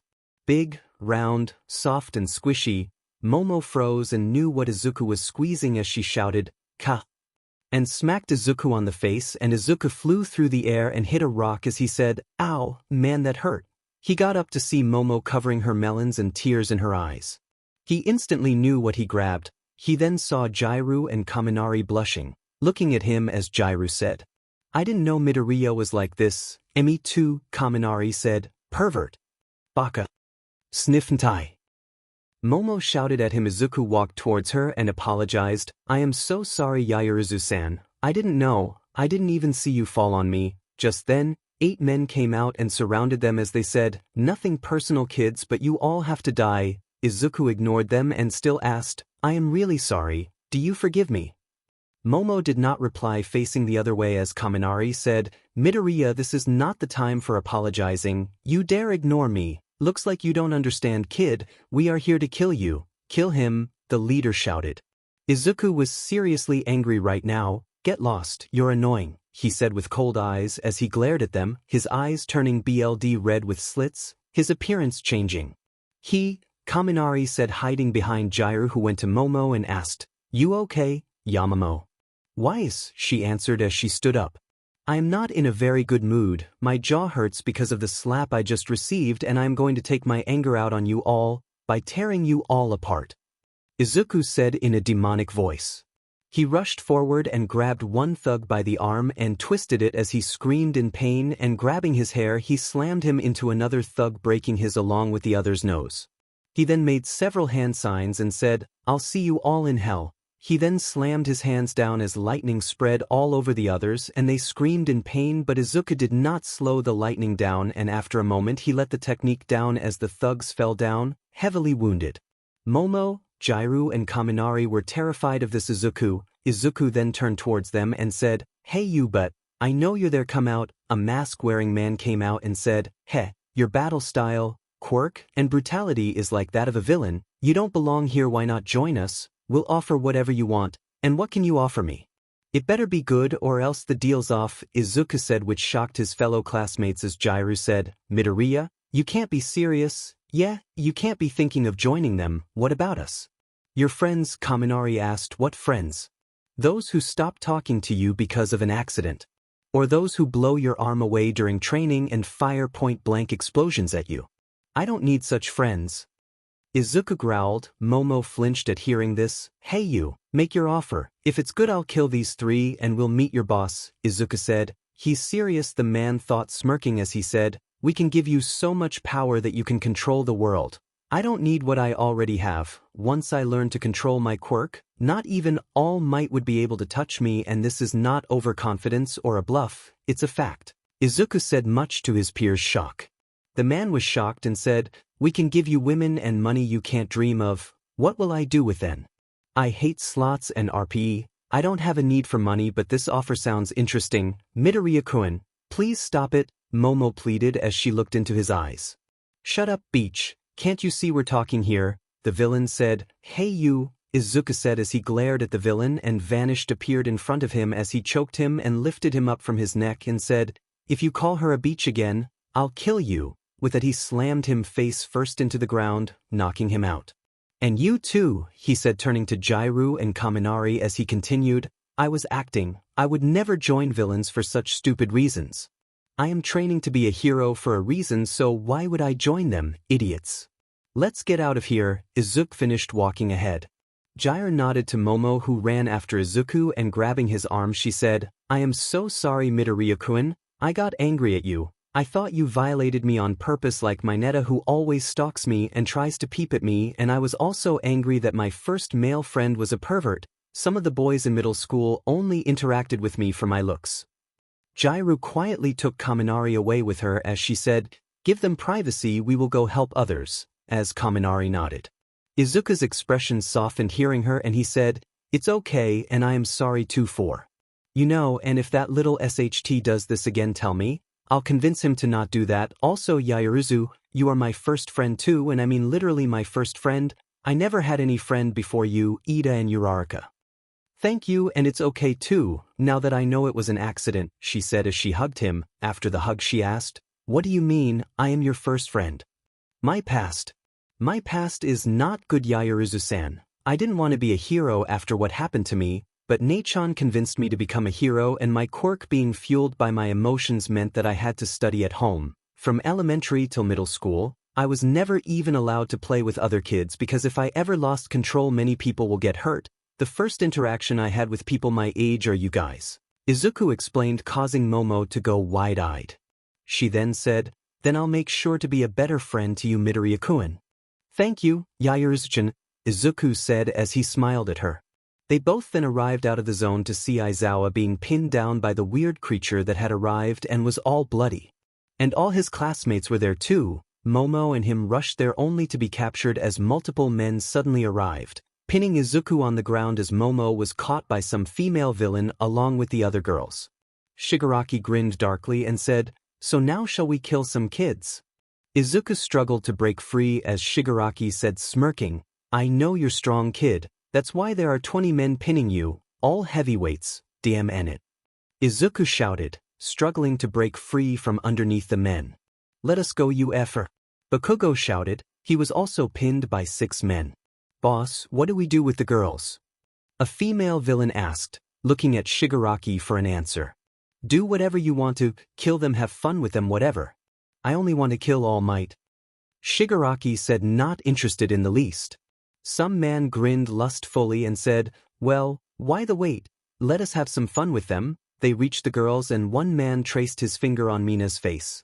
Another was about to touch Momo when Izuku shouted, his eyes turning red again, you BSE. Get away from her. If you as much as touch her, I'll kill you. Oh. Then I'll have fun with her first and see what you can do, he said as he was about to touch her when Izuku screamed in frustration as Kurama shouted within his mind, come on Izuku. Do something, take my power. Izuku's scream turned into a roar and a shockwave was produced as everyone was launched away from him and the villains took their stance ready for a fight. Izuku growled as he got on all fours and a red bubbly cloak covered him which had a silhouette of a fox. A single tail formed at the end. He roared as the ground cracked and launched forward, tearing the man's arm away as he screamed in pain and fell down bleeding. Izuku turned towards the others who were advancing towards the girls and forming electricity in his hands, he slammed them down and electrocuted the villains. Growling, Izuku growled as a second tail grew and the cloak intensified and became darker, and the look in Izuku's eye turned cruel and merciless. Izuku ran at the villains, and the villains all attacked him to defend themselves. Some used electricity, some flames, some mutant types stood behind, ready to interfere if something happens. Sadly, none of the attacks even scratched 𝐒𝐮𝐭𝐡𝐨 as he roared near them, sending a shockwave which threw them all away in air, and 𝐒𝐮𝐭𝐡𝐨 vanished, appearing behind every single one in such speed that only a red blur could be seen, and smacked every villain away, and each time he hit someone a sickening crunch was heard. 𝐴IZAWA stood up shakily and said, "Everyone get away from Midoriya." Everyone hearing 𝐴IZAWA got away from 𝐒𝐮𝐭𝐡𝐨's range, except Momo, who, concerned for her friend, shouted, "Midoriya-kun." 𝐒𝐮𝐭𝐡𝐨 looked at her and ran at her. She, closing her eyes, braced herself expecting a hit, only to feel nothing, and then opened her eyes and saw 𝐒𝐮𝐭𝐡𝐨 punching the creature behind her and sending him sprawling back. "Get away. Yaoyorozu, I am losing control. I can't control anymore." 𝐒𝐮𝐭𝐡𝐨's voice came out deep and feral. Momo, although worried and confused to what was happening, nodded reluctantly and got away and reached 𝐴IZAWA, who was limping, as she helped him up reach her classmates. "Mr. 𝐴IZAWA," they shouted, hurried for their teacher, as 𝐴IZAWA, shrugging them off, replied, "I am fine, just a little banged up. What's wrong with Midoriya? It's like he's turned into a monster," Minato said, terrified and trembling. "Mr. 𝐴IZAWA, what is wrong with him?" Shudo asked, confused, looking at the enormous amount of power 𝐒𝐮𝐭𝐡𝐨 displayed. "He's losing control. He must have told you his quirk is the nine-tailed fox. It is a mythical beast, so it has power far beyond even All Might, but his quirk's drawback is that he must control his negative emotions and be pure to control it, and whenever he is angry and goes beyond the second tail, he loses control and starts to transform into the fox, and at the ninth tail he will turn into a fox larger than you. The entire building, he must be stopped now." 𝐴IZAWA explained. "And how will we do that?" Bakugo asked through gritted teeth. "I don't know, and beware, with each tail his power is multiplied by 3 or 5 times. And if you see the third tail, be alert, because that's when he can even attack us. I haven't seen him past the third, but I know that the fourth gave All Might trouble and scarred him," 𝐴IZAWA said, terrifying everyone. Guys, hate to break it to you, but the third tail's coming," 𝐬𝐮𝐻 said, gulping and pointing at 𝐒𝐮𝐭𝐡𝐨. During their talk, Shigaraki screamed, "How? What happened? We had it in control. How did this brat gain this power? Nomu, kill him now." The bird creature Nomu rushed forward as 𝐒𝐮𝐭𝐡𝐨 and him fought at speed above humans. 𝐒𝐮𝐭𝐡𝐨 did everything, but the Nomu didn't budge and slammed 𝐒𝐮𝐭𝐡𝐨 down on the floor. 𝐒𝐮𝐭𝐡𝐨, growling, backed away and formed a purple Rasengan and slammed it into the Nomu, who flew back and after a moment stood up like it was nothing, and the Nomu suplexed him into the ground as 𝐒𝐮𝐭𝐡𝐨 fell, not moving. The Nomu screeched and thought it won, but a claw slashed his face and sent it flying a little. More power," 𝐒𝐮𝐭𝐡𝐨 shouted as the third tail grew and 𝐒𝐮𝐭𝐡𝐨's vision started to get blurry and he began to lose conscious. 𝐒𝐮𝐭𝐡𝐨 roared with more force as the third tail fully formed and his eyes turned completely red with no pupil, and now with even more speed he attacked the Nomu and tore his head off. Some of the students vomited at the brutality and some looked sick. But they were totally blown when a new head grew back and the Nomu screeched, running at 𝐒𝐮𝐭𝐡𝐨. 𝐒𝐮𝐭𝐡𝐨 stopped and roared, which sent a shockwave blowing Nomu backwards as Shigaraki laughed and said, "Nomu here was built to kill All Might. He has shock absorption and instant regeneration as his quirk." "Ha!" 𝐒𝐮𝐭𝐡𝐨 growled more intensely as Uraraka said, tears at the corner of her eyes, "Something's happening to Midoriya? Oh my god, his skin is peeling off." Mina shouted, on the verge of puking as they saw 𝐒𝐮𝐭𝐡𝐨's skin peel off and BLD was visible. Suddenly he was covered in a red ball, and in an instant the ball exploded, and this time instead of 𝐒𝐮𝐭𝐡𝐨 with a cloak there stood something far more sinister and deadlier. They saw that 𝐒𝐮𝐭𝐡𝐨 was no longer recognizable, and instead of him there was a monster there made of BLD with 4 tails swishing wildly. "Is that Midoriya?" Kirishima asked, not believing this was his manly friend. "He looks like a monster now. He is not even recognizable," Minato shouted, scared as he tried to get back, but his knees gave out and fell on his butt. "This is bad. This is really bad," 𝐴IZAWA said, now getting really anxious as he thought, "Where the F is Ida? Did he even reach you?" Just then, like God had heard his wish, the doors blew open and Ida came and shouted, "I have brought backup." "We are here," All Might shouted, but everyone froze when they saw a monster fighting another monster. Could it be? Dreading, All Might thought. What are those things?" Present Mike said, disturbed, looking at the two creatures. Both are monsters, ectoplasm said. 𝐻𝐿𝐴, are you okay? All Might asked as they all reached them, and 𝐻𝐮𝐬 said, deal with them, All Might. And All Might thought, that is young 𝐻𝐮𝐬, that form I cannot even forget it in my worst nightmares. Wait. 𝐻𝐿𝐴 said as All Might asked what? Let them fight. You have to rest to fight whoever wins among them, and it will likely be the red one because that fox made of BLD is 𝗧𝗜𝐬𝐴 𝐻𝐿𝐴. Can't you remember All Might? 𝐻𝐿𝐴 said as they all looked shocked. I know it is him. I figured it out seeing him and was thinking of a plan to somehow subdue him. All Might said worried. We must now approach with caution. 𝐻𝐿𝐴 said, his brain working at Mach 5 speed to figure out how to stop 𝐻𝐻𝐻𝐿𝐴 effectively. How? 𝐻𝐿𝐴, tell me. How? Baby brother. Turned into that. Midnight shouted worried for Izuku as she ran towards 𝐻𝐿𝐴. Brother. Everyone from 1A thought surprised. The villains tried to RP the girls and he lost control, 𝐻𝐿𝐴 explained as he looked at the pros. I see, it's as I expected, he has not been able to get over his past, Midnight said sadly. Mineta gasped and asked, does that mean 𝐻𝐻𝐻𝐿𝐴 was? No you fool, he was not raped, he was. Leave it. It's not my place to tell, but he hates it when someone is used for an other's pleasure and fun and to fulfill their goals. She said, oh, was Mineta's intelligent reply. Meanwhile, Izuku slammed his claws into the ground and they extended and came out from behind the 𝗰𝐻𝐻 and tore him into pieces. The 𝗰𝐻𝐻 reformed and Izuku enlarged his claws and picked up a piece of slab and repeatedly hit the head of the 𝗰𝐻𝐻, causing him to be buried under the ground. Everyone winced and said, ouch. The 𝗰𝐻𝐻 got out and kicked Izuku backwards, and Izuku, becoming angry, kneeled down and opened his mouth as black and red orbs started gathering and forming an orb. What is he doing? Sato asked, narrowing his eyes at Izuku. Looks like some sort of attack, Shoji said, confused. Then Izuku's mouth opened as he swallowed the orb, and Tokoyami shouted, a little shocked at this unexpected development. He ate it. What will happen now? Azui asked, and just then Izuku opened his mouth and a massive beam came out, obliterating everything and throwing the 𝗰𝐻𝐻 far away.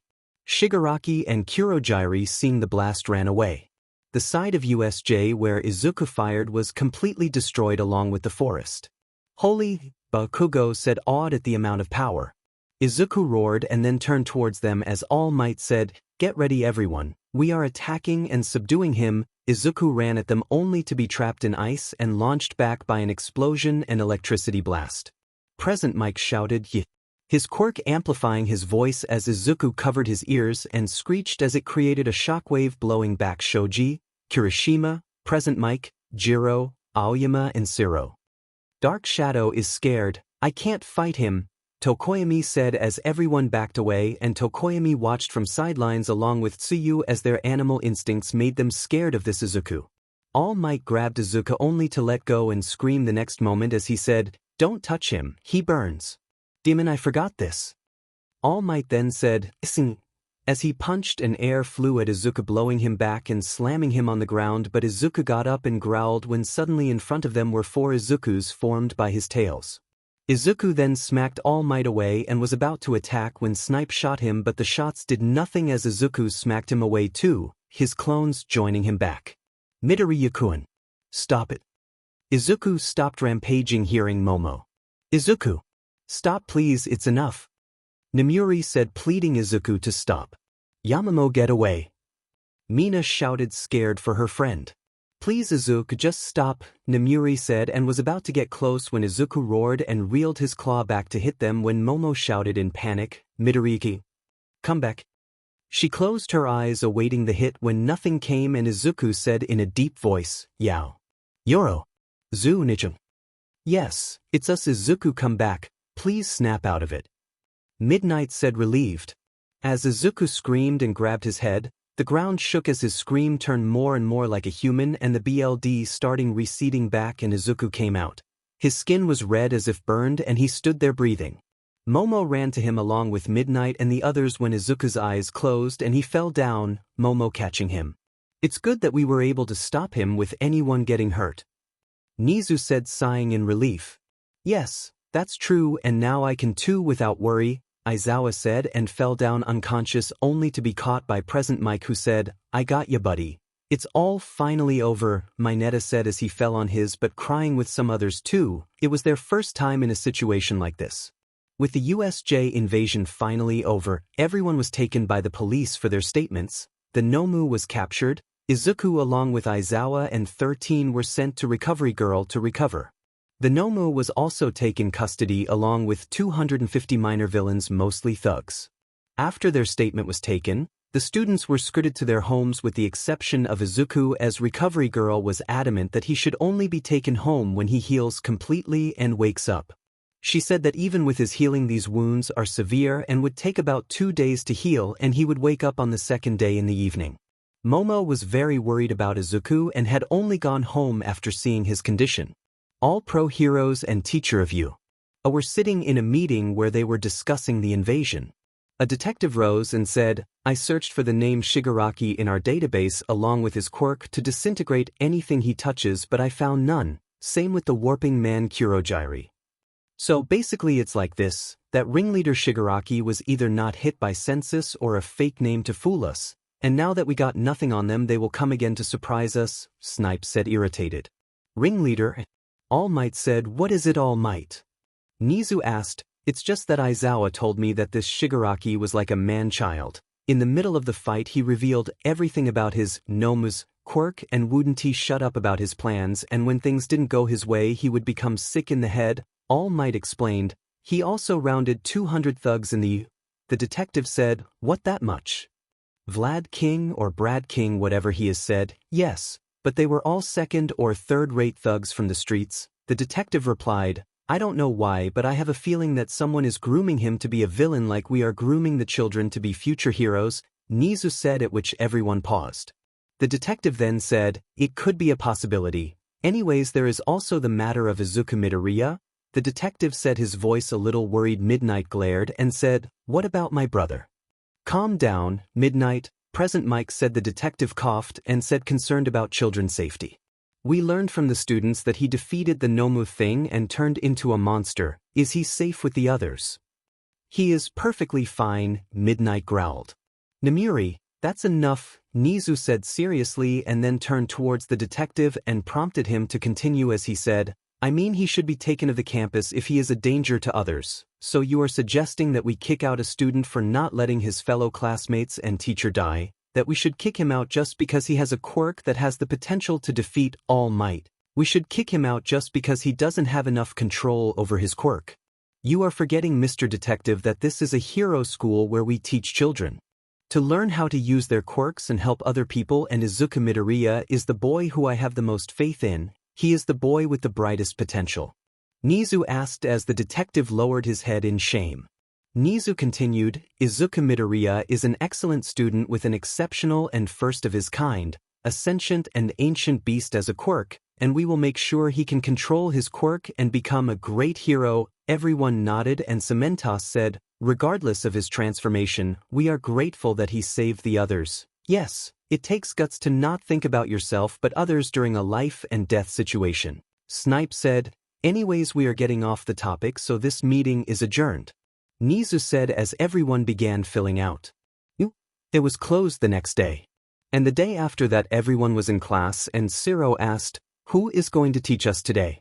Yeah, Mr. Aizawa was quite injured. I hope he's fine, Azui said. I am sure he will be, Hagakure said. Midoriya-kun is also not here today, Momo said.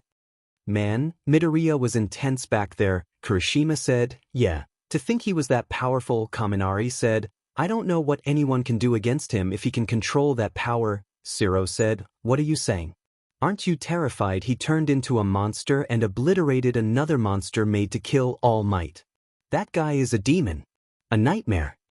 Mineta said on the verge of tears, whatever it may be, I am just grateful that he did not let any one of us get hurt, and not to mention it was to protect us that he transformed.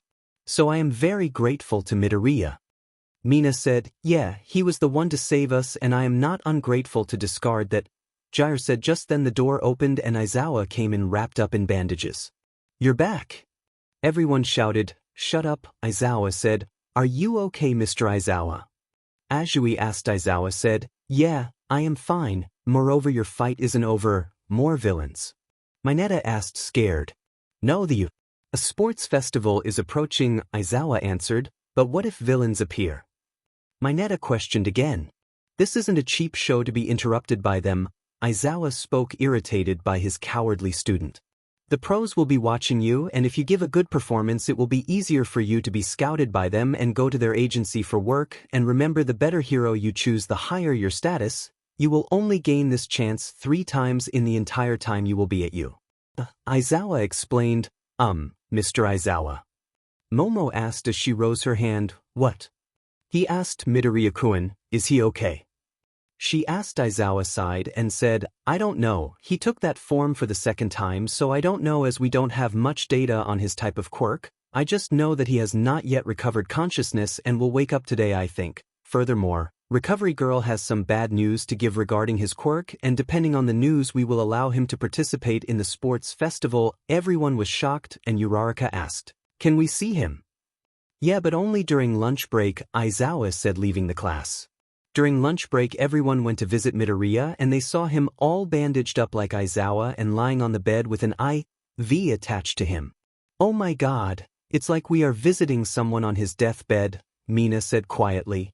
I know, right? This looks horrifying, Rose said. Wake up soon, Midoriya-kun, Momo thought. Midnight entered the room and said, Are you here to meet Izuchan? Yes, Midnight-sensei, they answered. It's good to know that Izuchan has been making friends, Midnight said as she sat by Izuku's side. Izuku then stirred as Recovery Girl arrived and said, Get away, give the patient some space. Izuku woke up and groaned as he said, My head hurts and my body feels like Not a morning person, are you, Midoriya? Tokoyami said, Ugh, what are you all doing here and where the hell am I? Izuku asked, blinking rapidly to see better. You are in my office, Izuku-chan. How are you feeling?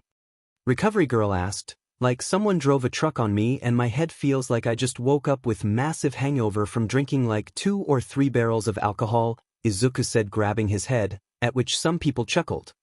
You gave us quite the scare, Midoriya-kun, but I'm glad you woke up, Momo said. I'm glad you're awake, Izuchan, Midnight said. Izuku replied with a smile behind his mask. How can I sleep, knowing that a nagging sister and an annoying woman will both continue to haunt me? Of course, that's our job, they replied. Anyways, Granny, I am all right now, can I go?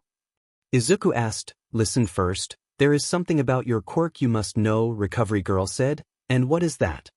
Izuku asked. She took a deep breath and said, with each use of that fox cloak and also the transformation into that BLD fox mode will eventually lead to the shortening of your lifespan and failure of your body. Everyone gasped hearing this, even Midnight, as Izuku calmly took the information in and said, I see. Yes, because it not only heals you but accelerates your body regenerative abilities, and this results in faster growth, and the repetitive healing and harm will cause your body to fail. And that second transformation each time peels your skin off and about 1/4 of your BLD is lost to surroundings. This is also harmful to you and will lead to the same results as above and also cause the same things, she explained. Kid, let me take over, Kurama said. Alright, let me warn them, Izuku said. He then said, Recovery Girl, Kurama wants to talk to you. He does? She asked as Izuku nodded, and she said, okay, who's Kurama? Momo asked. You can see for yourself, Izuku said, and when he opened his eyes they were red with slits.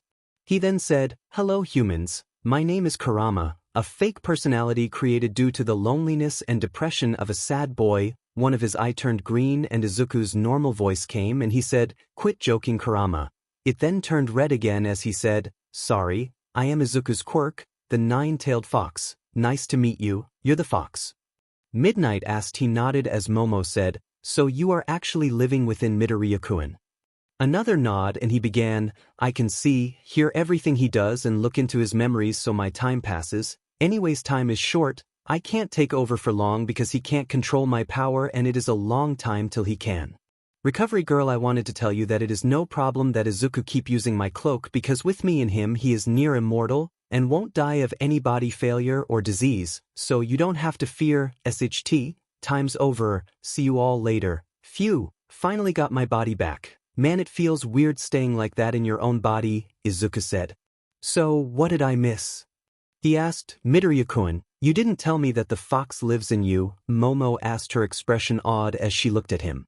Well, I was about to when I would have explained my quirk to you, 𝐬𝐮𝐭𝐡𝐨𝐫 said. Well, it's nice knowing you're all right, Midoriya. We'll leave you alone now, Iida said as he and the others left bidding him goodbye. Meanwhile Momo stayed behind. Midnight also left saying she had some stuff to do and Recovery Girl also walked away. Momo then explained to Izuku about the sports festival and after the explanation both Izuku and Momo sat in an awkward silence. Momo then started blushing a little. You know what, Midoriya-kun? It isn't fair. Izuku looked at her confused as he said, what isn't fair? She then looked to the side with a blush as she said, you felt my 𝐵𝐵𝐴𝐵. I just let you go. Izuku blushed but was thankful for his mask and then said, that W is an accident and I apologized. That would have been an accident if you had just touched them, but you not only groped them but squeezed too, she said firmly. Seeing himself trapped, Izuku sighed and said, all right again. I am sorry. Momo looked at him and said, I'll forgive you but on one condition. Izuku rose a brow and asked, that is? Momo then said quickly, 𝐻𝐿𝐿. I am sorry, but what did you say? Izuku said as he didn't understand. Momo then took a deep breath and said, I want you to show me your face. Izuku was surprised and asked, why? Momo then said, I just wanted to see how you look like. Everyone that day at the bus were coming up with possibilities and I got curious too, so I want to see. Izuku then began laughing as she pouted at him and he wiping his tears said, you all made a fuss over my face. But why do you want to know what my face is like? Even Shoji also wears a mask, no one bothers him. I don't know, it's just I am attracted to you I guess, and not in that way, you just make me see curious. On the other hand you are quite flashy while Shoji is not. So it's only natural we would want to see how you look like. Momo requested, still blushing due to her words. I don't know, 𝐻𝐿 said never to show it to girls or women, but I trust you so I'll show you. Izuku said. Izuku sighed as he took the bandages off his body first, they were itching, and slowly put his hand over his mask. Momo was getting excited, her heart throbbed in excitement to see a mystery being revealed to her. Izuku then pulled it down and Momo gasped. Izuku was handsome, not just handsome like Todoroki but he was much more handsome and looked like a model. He even had 3 whisker-like marks on each of his cheek. Momo blushed madly, turning redder than a tomato and fainted. Izuku sighed and said to himself, man, am I that ugly? But 𝐻𝐿 always said that I am very handsome, don't tell me she faked it so I could feel better. Kurama meanwhile was laughing his butt off at seeing the reaction of Momo and hearing Izuku's thoughts. Momo then woke up and groaned as she said, wow, what a weird dream. Izuku unmasking himself. That wasn't a dream, Izuku said to her as she snapped out of her thoughts and looked towards him blushing again as he had his mask down. Izuku then asked, am I that ugly that you fainted upon seeing my face? She hearing that shook her head as she shyly said, no, you're devilishly handsome and are those whiskers? She pointed towards his cheeks at the end. Yeah, wanna feel 'em? He asked as she nodded and touched his cheek blushing as she thought, control yourself Momo, you're looking like a schoolgirl with a crush. She then moved her hand a little and stroked Izuku's whiskers causing him to purr and lean into her touch as she got surprised and asked with a teasing smile, Did you just purr? He pulled his mask up and said, no, I did not. You totally did, oh my god. Momo said putting her hands on her mouth and blushing madly she said, bye, see you later, Midoriya-kun. Running out of the infirmary Izuku sighing lied back in and said, man, life just went from itsy to shittier and I don't even know if that is a word. My old lazy life was the best. But I guess having friends isn't bad. Smiling at the last part he drifted into sleep. It had been a week since that day and Momo still couldn't believe what Izuku looked like without a mask. It feels like a dream, I never imagined him to have whiskers. They looked so cute. Ahem, I should not think about these things right now, I should focus on the sports festival. I must make my parents proud, she thought and ended her thoughts filled with determination. Welcome ladies and gentlemen to the 𝐸𝐸 Sports Festival. This is your very own favorite hero present Mike. And with me is my sidekick Eraserhead as commentator. Present Mike shouted to the crowd. Don't spread false information, Hisashi. Aizawa said sighing as he thought, how did I get stuck with this idiot again? Inside the waiting room, Todoroki approached Izuku and said, Midoriya, Izuku asked, opening one eye. He was leaning against the wall with his eyes closed. Looking at it objectively, you are stronger than all of us, but I will defeat you, Todoroki said, his gaze cold. Oh. A declaration of war. This sounds like fun, Kaminari said, directing his attention towards them. No need to be like this. There is no dash. Kirishima spoke, trying to play the mediator, but was cut off as Todoroki said, I am not here to play friends, but whatever. Izuku stood straight and pulled his hair backwards, and his eyes turned serious. They were slitted and still green, not red. Izuku then spoke in a deep tone, look at me in the eyes and say you can. No, you will defeat me. A silhouette of Kurama behind him. Chills ran down everyone's spine, and after some seconds of Izuku glaring at Todoroki, he reverted back to his lazy posture, smiling behind his mask, with his eyes closed as he said, Ha, no need to be scared, you all can try. What the hell was that? Everyone thought. Izuku laughed internally and said, Kurama, did you see their face? Haha, priceless. Kurama laughed along and said, yeah. They were scared shitless. He then heard that they were being called, so he motioned for everyone to follow as they went outside with Present Mike shouting, from the Department of Heroics, the students who fought a mass of villains with a will of steel. Here comes, Class 1A. Whoa, so many people, Mineta said, nervous. I am getting slightly nervous, Jir said. They are really praising us. Now I am a little nervous. How about you, Bakugo? Kirishima said as Bakugo replied, you're just getting a stage fright. Was, Present Mic's voice boomed, and following are Class B and then C, D and E from General Departments, and now F, G and H from Support Department. Man, feels like we are beneath them or something, a random student added. Yeah, they were given attention, while we were left in the dust. Another said. Now fair play, Midnight said as she cracked her WHP. Hey, check it out, isn't it the 18+ heroine Midnight? A random student said, grinning like a pervert. What? Where is the principal? Another asked. He oversees the seniors. Another replied, Oh, Aizu-chan. Come here on the stage, Midnight said, waving her hand at Izuku and smiling. Izuku asked, what? Looking at his sister confused. You are the freshman representative. You scored the highest points in the entrance exam, she replied, looking at him a little disappointed. She thought he knew why he was being called. What a drag, Izuku said, lazily walking to the stage. Getting on stage, Midnight hugged him to her bosom and said, my baby brother is so big now, training to be a hero. I remember when you used to be so small and cute and chubby. By the end she had a dreamy face, and Izuku said, Nei-chan, you are creeping me out. Shut up, she said as she let him go and coughed as she said, now speak a few words. Izuku looked at the crowd below and saw Momo, Ida and Uraraka giving him a warning glare, and he smirked, which Momo saw only by the slight twitch in his mask, and gasped as she thought he wouldn't. I want to go home and sleep. No one here is worth fighting, Izuku said, yawning, and Class 1A's jaw dropped. He just had to do that. Almost everyone from Class 1A thought. Hey, you be sturdy, don't be so full of yourself, someone shouted, enraged. Don't push your luck, Wanasome, another said, feeling offended. You're all just a bunch of pushover, I am sure, right, Bakugo, Todoroki? Izuku taunted. Hell yeah, Bakugo said, smirking creepily. Of course, Todoroki said coldly. See, my class agrees, Izuku said, cleaning his ear, ignoring everyone shouting. Why do you insist on lowering our good grace? Ida yelled, his hands moving robotically. Midoriya-kun, Momo sighed and then began, I saw this coming from a long way. Oh yeah, you know him best, don't you, Yamamoto? Mina said, smiling. Momo skillfully ignored her. He is too overconfident. I'll crush him, was said by many. Midnight coughed as everyone stopped, and she said, now the first event is obstacle race, as she motioned at the screen. The hell is that? Bakugo and Izuku thought. Clearly the two hadn't even watched any sports festival of Yui. This is between all classes, and the course makes a nearly 4 kilometers ring round the stadium that you have to complete, Midnight explained. Now everyone. Ready, get set, and go. She shouted as everyone ran except Izuku, who watched them.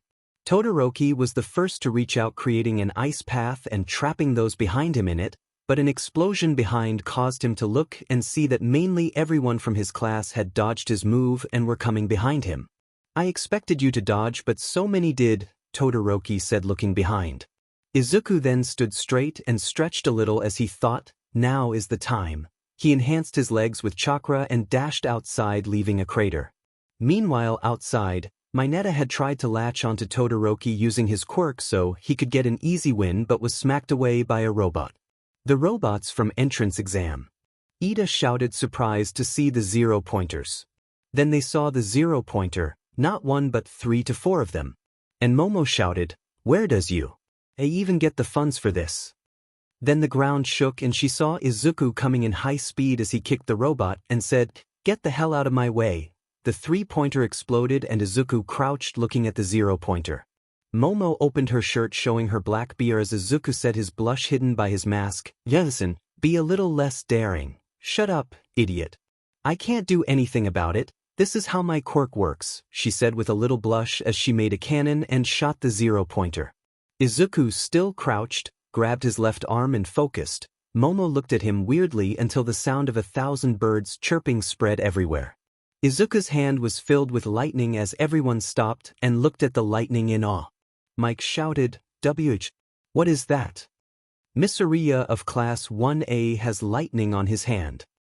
Izuku then looked towards the 0-pointer and dashed forward. He jumped up and jabbed straight at his head and shouted, "Chidori." Instantly the robot was covered in lightning and exploded as Izuku ran forward. He saw that Todoroki had frozen a robot and thrown it down on others, and was in the lead with Bakugo close behind him. He ignored Mike shouting, "Whoa, the robot exploded. This is incredible. Hey Midnight, what do you feed your brother?" Momo was wide-eyed and catching up to Izuku she asked, "What was that?" "Just another move in my great arsenal that I rarely use," Izuku responded. They reached the second phase of the race, which was called the fall. Izuku smirked and said, "This is easy," to which Momo and Uraraka deadpanned, "Only for you." The latter had reached them, breathing heavily. "It's easy for you too. Use dual grappling hook and launch yourself. Copy Siro's movement with his tapes." "I forgot this was a competition," Izuku cursed, and using chakra he jumped and cleared the fall in an instant, shocking the girls. Momo then created 2 grappling hooks and launched herself and began clearing the phase. "Whoa, look at the kid in first place," one of the audience said looking at Todoroki. "Yeah, he has a strong quirk, a solid judgment and good base of physical skills," another said. "Well, he is the son of the second pro hero after all. The pros will be begging to have him as a sidekick," someone else said. "I think the kid with the mask is cool too. Did you see that lightning move? It was stronger than even most pros' special move," a random person said. "Yes, and I think he is hiding his skills. See, he started in the end and reached." Everyone cleared the second phase in an instant, and did not even broke a sweat while everyone else is looking tired or at least a little winded. Another agreed. "You're right, he isn't revealing much of his quirk either. He has strength enhancement by the crater he created, lightning manipulation by the move he used, so the main question is what exactly is his quirk?" The first one asked. "Now the third phase is mine field. This area is filled with mines and if you want to dodge, you have to strain your eyes and feet to do so." Mike shouted. Todoroki ran ahead dodging mines. Following close behind was Bakugo, who was flying, and shouted, "I ain't letting you win." Half and half, Izuku could easily overtake them but chose not to. He wanted others to think he was bluffing about winning and think that Todoroki and Bakugo are the better targets, which will make it a little easier to hold back and get a load of target off his back. That way he could easily not reveal much of his quirk and have the upper hand in the competition, but still most of his class did know his quirk, but there was one move they didn't know and he planned to hide it as long as he can, because it was a dangerous move and could make him a target for villains, but he had a feeling that he would have to use it today. Anyways, for now he continued running at a normal pace when he heard Mineta, "I got you now, 𝐻𝗓𝗧𝗏." He turned around and kicked Mineta, who was inches away from latching onto Momo's back. "My hero," Momo said, hugging Izuku. She then broke the hug and tripped him as she ran ahead, winking at him and blowing a kiss. She then shouted, "See you at the finish line, Midoriya-kun. Ding, the vixen got you good," Kurama said with a whistle. "Come on kid, finish this," Kurama said, getting tired of seeing him yapping around like a pathetic normal human. He was the container of the great Kyuubi-sama and should at least do some flashy things. As Izuku stood and shouted, "Asu," and got put one knee on the ground along with both hands, got in a runner's position as he used chakra and ran forward. The mind started to blow as Izuku ran, and while running he heard Present Mike say, "And there you have it, folks. The first person to reach the stadium is none other than the ice-cold Shoto Todoroki. Second place the explosive boy Bakugo Katsuki, and third place the lightning Emthar Izuku Midoriya. All of them are from Class 1A.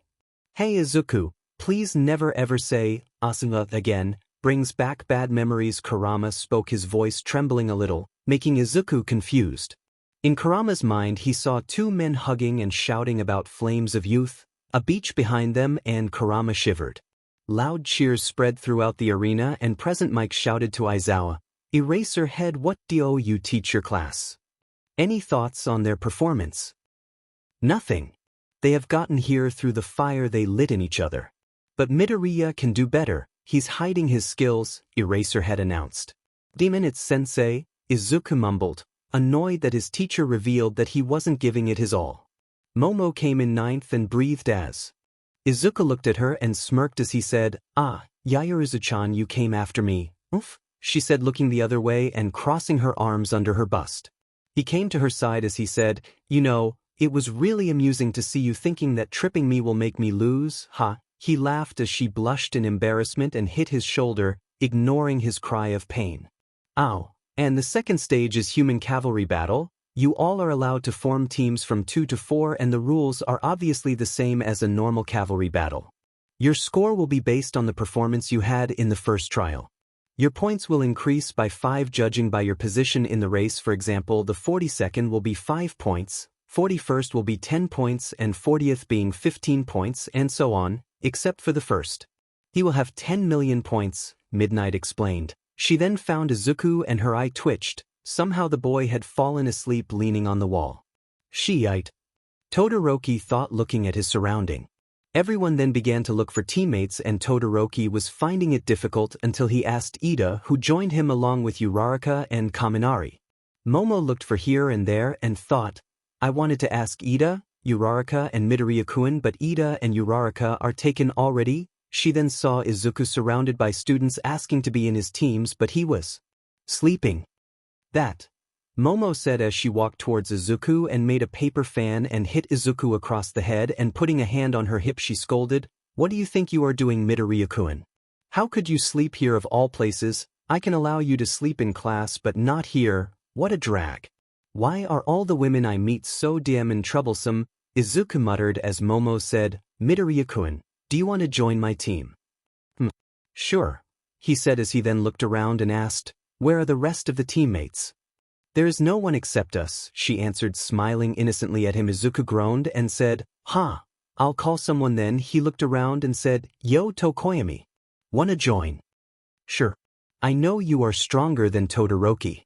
I'll have a better chance winning this thing with you," Tokoyami said as Izuku and him shook hands. "Thanks, and now the last one, hey you," Izuku shouted as a purple-haired kid turned around and said, "What?" Izuku looked in his eyes and his own eye widened a little as he asked, "Wanna join my team?"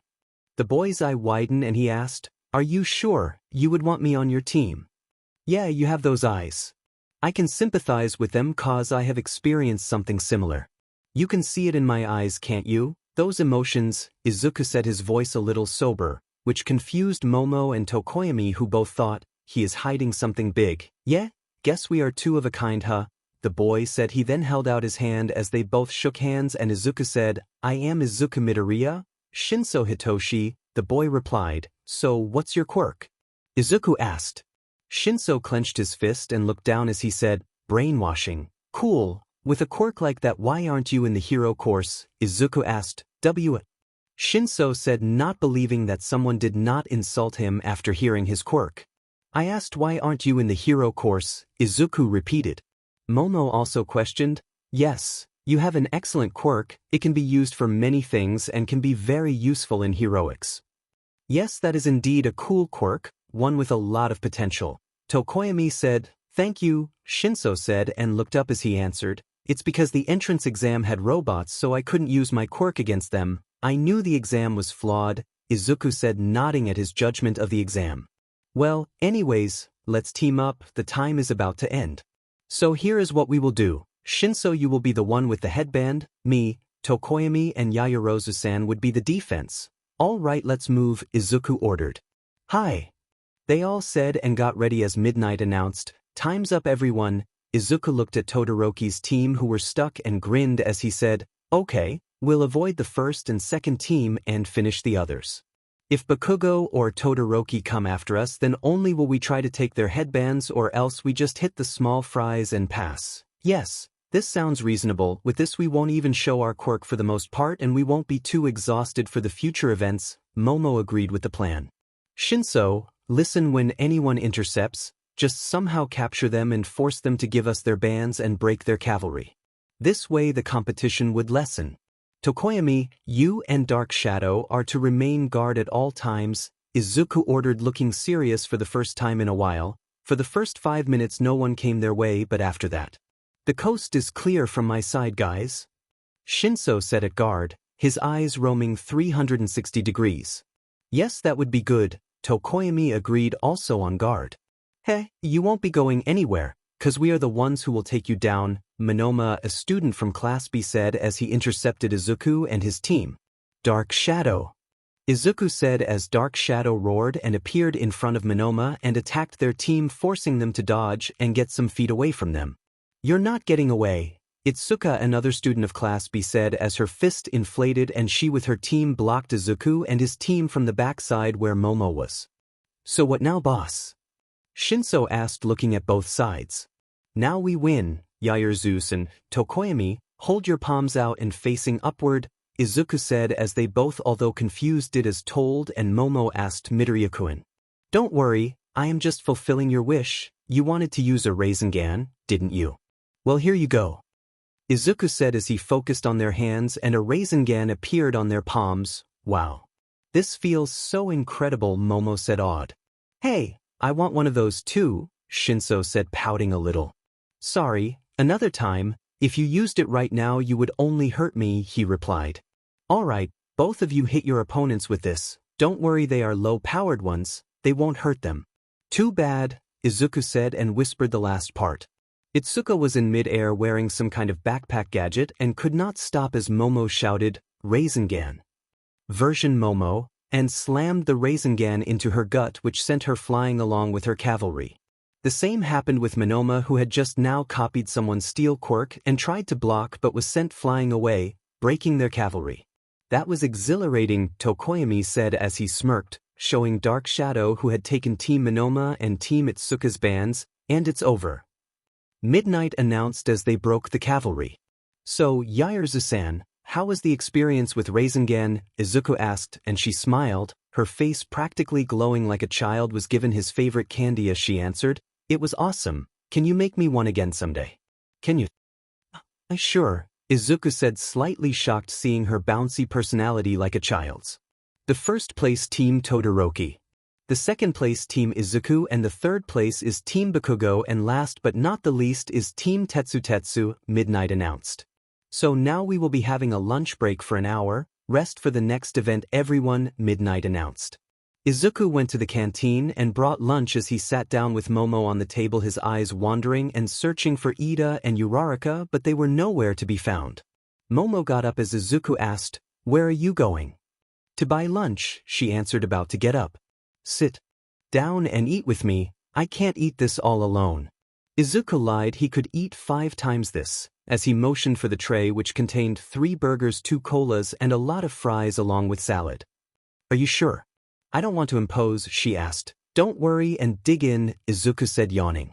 They both began to eat, and after they finished, Todoroki arrived and said, Midoriya, I wanted to talk to you. Izuku got up and walked away following Todoroki as they stood near the exit, and Izuku said, so what is it? You seem to know All Might on a personal level, is he your relative or something? Todoroki asked, looking at Izuku with narrowed eyes. That old man, no way, it's just something from the past, I am not related to him, Izuku said lazily. I see, but whatever it is, he has his eyes set on you, so I must defeat you, Todoroki said confidently. What kind of logic is that? Izuku asked startled. You must know my father, the number 2 hero Endeavor, Todoroki said. Ah, the one who seems like he has a stick up his butt or something, Izuku said remembering Endeavor, was one sick BS. Todoroki's lips twitched a little but he composed himself and said, yes, he's been the number 2 hero forever. If you are connected to All Might then I have to defeat you all the more. My father tried whatever he could do to surpass All Might but couldn't, so he devised a plan. Where are you going with this? Izuku turned serious. You have heard of Quirk marriages, have you not? Todoroki said, anger in his eyes. Izuku's eye widened and he said, don't tell me. Yes, he gave a large sum of money to Mom's family and married her for her quirk, all to quench his thirst for rising above All Might. He created me, the one with both of my parents' quirk. I'll never be like that effa. In my memories Mom is always crying. She told me she hated my left side and dumped boiled water on me. The reason I am telling you all of this is because I will never use that BSTRD's quirk. I'll be number 1 with only my right side. Todoroki explained as his glare turned cold. I see, you told me your story, so listen to mine too, Izuku said as Todoroki, who was about to leave, stopped. I am not the BLD-related brother of Midnight, Izuku said as Todoroki turned around surprised. Izuku took a deep breath and said, you see, when I was 4-year-old, my quirk did not manifest and I was kidnapped, my mom and dad were killed and I was held in an illegal research facility. Todoroki's eye widened in horror as Izuku continued, the scientist experimented on me and the other children who were quirkless. They gave me new chemicals, beat me and starved me, but nothing seemed to have an effect on me while the other kids got their artificial quirks.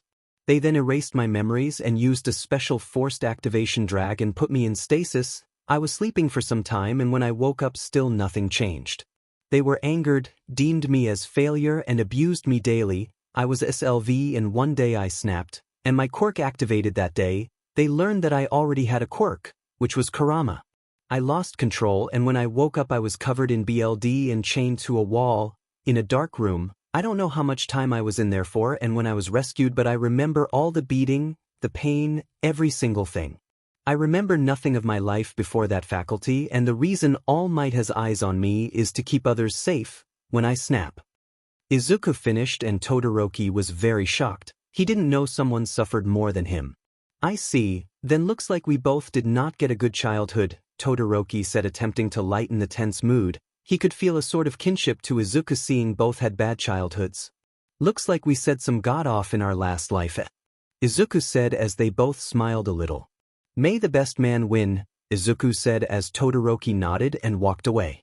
Izuku too walked away, but not before saying, Bakugo, if you tell anyone about our talk, I'll kill you, leaking killer intent at Bakugo, who was speechless and scared as Izuku walked past him, shouldering him to the side. And now the third round begins, Midnight said, standing with 𝐶𝐮𝐬𝐿. Whoa, what's with the girls of class 1? Present, Mike said as everyone looked and saw the girls in a cheerleader outfit. Mineta and Kaminari gave each other a thumbs up as Momo shouted, how did I end up falling for Mineta's scheme? They are all idiots, Jiru said, angered, throwing the pom-pom on the ground and crossing her arm angrily. Haha, this is hilarious. Did you seriously fall for this, Izuku said, laughing on the floor and gasping for breath when all of a sudden, he felt like death itself was glaring at him. He stopped laughing and saw the girl standing over him with a deathly aura as he said in a timid voice, sorry. The girls proceeded to beat him as he laid there and his wounds healed in an instant. Troublesome women, why didn't they beat the perverts? He then somehow fell asleep in the same position. Midnight's eye twitched on seeing him, but she didn't want to disturb her precious Otudo. Eraserhead, have you taken a disciple, 'cause it's like you are sleeping there, Mike deadpanned. I like the kid. Aizawa replied briefly. Now the third stage is a tournament, one-on-one fights, Midnight said as Izuku still slept. Anyways, we will be drawing lots to fix the matchups. Now come on and pick one. Midnight said offhandedly. Everyone picked a number and Momo woke Izuku up, who was automatically given the number that was left. Coincidentally, it was number, so the matches are 𝐒𝐮𝐦𝐬𝐵 vs 𝗧𝗜𝗧𝗟𝗘 Mina Ashido vs Denki Kaminari Shoto Todoroki vs 𝗪𝗪𝐼 Momo Yaoyorozu vs 𝐒𝐮𝐭𝐡𝐨𝐫 𝗀𝐮 Hitoshi vs Ibra Shizuki Tenya vs 𝗧𝗜𝗪 Kirishima vs Aoyama Yuga Ochako Uraraka vs Katsuki Bakugo. And now everyone except for Tetsu and Aizachan, please leave the arena. Midnight. Everyone left as Izuku and Tetsu remained in the arena, and Izuku stretched as Tetsu said, "You class 1A people think you're some hot stuff, right? You said there is no one worth fighting. I'm going to crush you and show everyone that you are all talk." You saying something there? All I heard was the sound of a rusted tin can being kicked away by someone on the streets. Izuku said, yawning. Multiple gasps were heard and some stifled their laughter. Present Mike laughed out loud and said, "Ha. Roasted live." Midnight coughed and said, "Okay, match start." "You will pay for that," Tetsu said as he ran forward and punched Izuku in the cheek. Izuku took the punch, not even moving a single step, as he turned to face Tetsu again and said, "Was that supposed to hurt? It felt like a mosquito bite." "No way." Some students from Class B shouted, standing from their seats. Itsuka said, "He took Tetsu's fist head on and didn't even flinch. But that's impossible." "Whoa, now that's super manly," Kirishima said, awed. "Awesome." Mineta said, his jaw hanging. Kaminari cheered and showed off, "Hey girls. That's my friend down there. Yeah, go dude, show them who's boss, really." Jiraiya deadpanned at Kaminari. Tetsu pulled his fist back as Izuku said, "This is how you throw a punch," and hit a chakra-enhanced fist right into Tetsu's gut. "Bleg," vomited Tetsu as he took a few steps back and fell on his knees, and Izuku mocked, "Done already." "It ain't over till it's over," Tetsu said as he stood up shakily and rushed to attack, and this time he hit Izuku with full power as Izuku skidded back a little and said, "That was a nice punch." They both then rushed at each other, exchanging blows after blows, and eventually they both skidded back and Izuku laughed even though he was the only one bleeding from his head. "It was fun. But now it's time we wrap this up, so how about one last blow?" Izuku said as Tetsu said, grinning back, "You're on." They both rushed at each other and their fist collided. Just then a crunch was heard and Tetsu flew and hit the wall with a bang, knocked out. Tetsu is unable to battle. The winner is 𝐒𝐮𝐦𝐬𝐵, Midnight said as loud cheers were heard. The next was Mina's match, which she won against Kaminari. Tokoyami easily defeated Momo. Todoroki froze Zero. Ida was tricked by Mei, but then she later gave up. Kirishima won against Aoyama, and Ibra was defeated by 𝗀𝗪𝐿. Uraraka was beaten badly by Bakugo. In the next match, Mina gave up against Izuku. She knew when she was outclassed. Todoroki defeated Tokoyami, Ida defeated 𝗀𝗪𝐿, and Kirishima fought Bakugo and lost, and Ida then went home. As a result, Bakugo was sent to the finals. Then came Izuku versus Todoroki, as Todoroki said, "I'll win Midoriya," and walked down. Izuku sighed as Momo asked, "So Midoriya-kun, what's the plan?" "I'm planning on giving up," he said lazily. Momo grabbed Izuku's collar, pretending to fix it and smiling as she came dangerously close to Izuku and said, "If you lose to Todoroki, then mark my words, Midoriya-kun, I will make your life a living hell." "Got it, Mr. Lazy Guy." "That was hot. Did you see her melons bounce when she grabbed your collar?" Kurama voiced his opinion, giggling a little. She turned around and walked towards an empty seat to sit down. Izuku was in a daze as Kaminari said, "She said that she will make your life a living hell, not give you a kiss." Izuku sighed and jumped off the floor to the land and winced a little and thought, maybe this wasn't a good idea. "Of course this wasn't, you fool," Kurama shouted as he healed his legs. Izuku faced Todoroki as they both stood looking at each other. The second the fight started, an ice attack came at him. Izuku with his chakra-enhanced fist destroyed it easily. Todoroki did not give up but continued to send ice attacks at Izuku, forcing him to keep destroying them. Izuku kept destroying the rapid ice attacks and didn't notice he was trapped. His feet were encased in dual-layer ice and he said, "DMN it. Sorry Midoriya, but you lost," Todoroki said as he punched Midoriya in the chin with such a tremendous amount of force that he backflipped in air and flew outside the ring. Todoroki turned around to leave. "Whoa! What is this? Present Mike shouted as everyone was wide-eyed at what they saw, even Todoroki, who turned around and was shocked. Izuku was holding all of his body with 2 fingers which were at the edge of the ring and were shaking a little from the effort to keep his body balanced. He jumped back in the ring and cracked his fingers. Izuku Midoriya just showed an insane amount of body strength. Incredible. Present Mike yelled as the audience cheered. What is that abnormal strength? Todoroki said, shocked. You're shivering, Todoroki. Is your ice at its limit? You are holding a lot of potential back, you know. Everyone is giving it their all and you want to half-butt it. You haven't even put a scratch on me yet, so come on. Izuku said as ran forward and smacked Todoroki in the face and spun around, giving a kick to the temple, launching him away. Todoroki launched an ice move and Izuku swatted it away like it was nothing and said, "Huh. What's with this pathetic ice?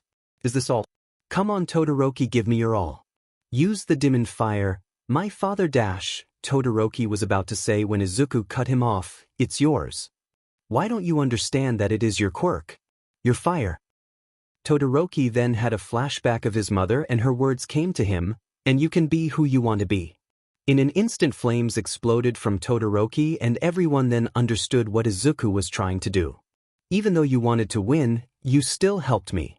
Which one of us is joking now, Midoriya?" Todoroki said, smiling as a lone tear fell from his eyes and got evaporated. "Yeah. That's it, Shoto." Endeavor shouted, his face creepy and looking insane. "Midoriya, I am done holding back," Todoroki said as Izuku grinned and said, "So am I?" The ground shook and a red bubbly cloak covered Izuku as everyone gasped, mostly from Class 1, as Izuku crouched on all fours and said in a deep tone, "I can control this form now, so let's do this, Todoroki." Todoroki launched a massive amount of ice towards Izuku, who jumped over it and created a Chidori and destroyed it into pieces. He looked over and saw flames coming at him at an incredible pace as he roared, and the shockwave produced cleared the flames out. They both looked at each other and grinned. It looked like a friendly fight more than a fight between 2 rivals, as they both were having fun. Todoroki now summoned all his power and launched a ice attack and sent it forward to Izuku, who created a massive Rasengan that was about 5 to 6 times the size of a normal one and leapt forward, slamming it against the ice, making a massive explosion which spread dust and wind around. Whoa! This was the most intense battle I have ever seen in the sports festival. Present Mike shouted in awe. Power always doesn't mean a good thing, but this is just incredible, 𝐶𝐮𝐬𝐴 said, looking at the destruction caused. Who won? Momo and Uraraka thought. They both were on the edges of their seats. Then the smoke dissipated and everyone gasped. Standing in the ring with the left sleeve of his shirt gone was. The smoke dissipated and everyone gasped as there in the ring stood with the left sleeve of his shirt completely gone was none other than Izuku Midoriya. Izuku's left arm hung limply by his side while Todoroki was embedded in the wall in front of him. Slowly Todoroki slid and fell down on the ground but was not knocked out. Steam rose from Izuku's left arm and it quickly turned back to normal with Izuku breathing heavily. He quickly took out bandages and covered his left shoulder, but everyone had seen the scars spread all over the shoulder. Midnight then announced, "Winner is Izuku Midoriya," as everyone cheered and Endeavor was filled with rage. Izuku walked towards Todoroki and held out his hand as Todoroki looked at it, and Izuku said, smiling behind his mask, "That was a nice fight." Todoroki smiled a little too and grabbed his hand as he was pulled up and said, "Yeah, I'll feel that one for a while. Heh, so hurt anywhere?" Izuku asked. "Back sore, arms hurt, head is spinning and legs are wobbly." "I think nothing's wrong," Todoroki said, grinning. They both looked at each other and laughed as Izuku said, "Friends." "Yeah, friends," Todoroki answered, and Izuku put Todoroki's arm over his shoulder and said, "Well, let's get you to Recovery Girl." They both walked inside as the crowd still roared and cheered after seeing such an intense battle. They both sat in Recovery Girl's room and Momo, Uraraka, Kirishima and many others arrived to the scene of Recovery Girl scolding both of them for being so reckless, and mainly Izuku because no one could heal like him and he should learn to control. Everyone laughed at both the boys and talked about how awesome their match was as Kirishima said, "Hey man, next up is your fight against Bakugo. Honestly, I want to just go home and sleep," Izuku said as everyone's sweat dropped. "But 𝐀𝐮 said that she would buy whatever I wanted if I won the festival, so I'll defeat 𝐒𝐮𝐭𝐡𝐨𝐫 and go home, 𝐒𝐮𝐭𝐡𝐨𝐫 said. So basically you were bribed, Momo pointed out. Ah, 𝐒𝐮𝐭𝐡𝐨𝐫 said, mockingly clutching his heart, and continued, you wound me with your harsh words, 𝐻𝐼RIAN. Everyone laughed as Momo said, oh hush, silly. So any plan? Momo asked him. Yep, and I have advice for you all watching the match, 𝐒𝐮𝐭𝐡𝐨𝐫 said. What? They asked, eager for an intense match. Whatever you do, don't blink. 𝐒𝐮𝐭𝐡𝐨𝐫 said, winking. But what'll you do?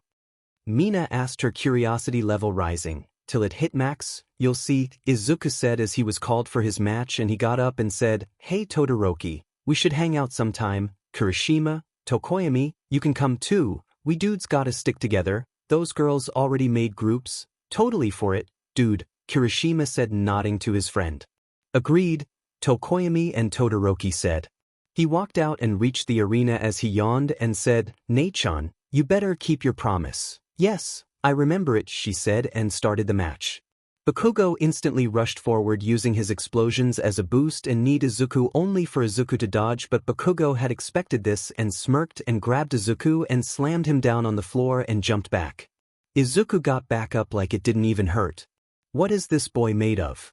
Present Mike questioned. 𝐒𝐭𝐽 gritted his teeth and rushed forward and span around, creating a wave of explosion as he shouted, Schneider bomb. 𝐒𝐮𝐭𝐡𝐨𝐫 said as he was blasted backwards and thought, he is purposely not letting me come close. He knows he will lose, so he is keeping me at a distance. Die.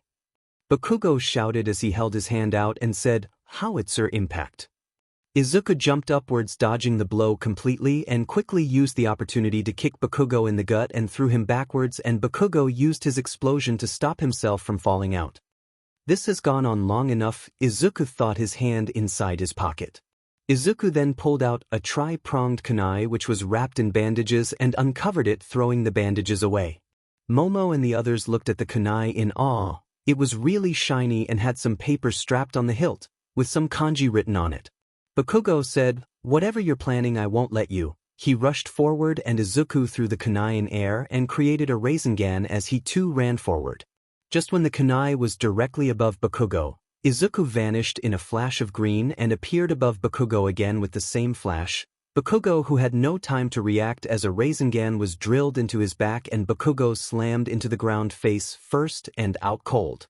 Everyone was silent. They didn't know what happened. 1 second Izuku was running, and in another, he appeared above 𝐒𝐭𝐽 and defeated him. W winner Izuku Midoriya. Midnight and Mike shouted as everyone cheered. Class 1A came down and congratulated him on his victory, and Momo asked, Midoriya-kun, what was the last move you used? Everyone turned silent and looked towards Izuku, eager to know, as he said, that was my new move, Hiraishin, or the Flying Thunder God. Whoa. Sounds awesome, his classmate said, impressed. You managed to do something crazy again, little brother, Midnight thought, looking at her brother fondly.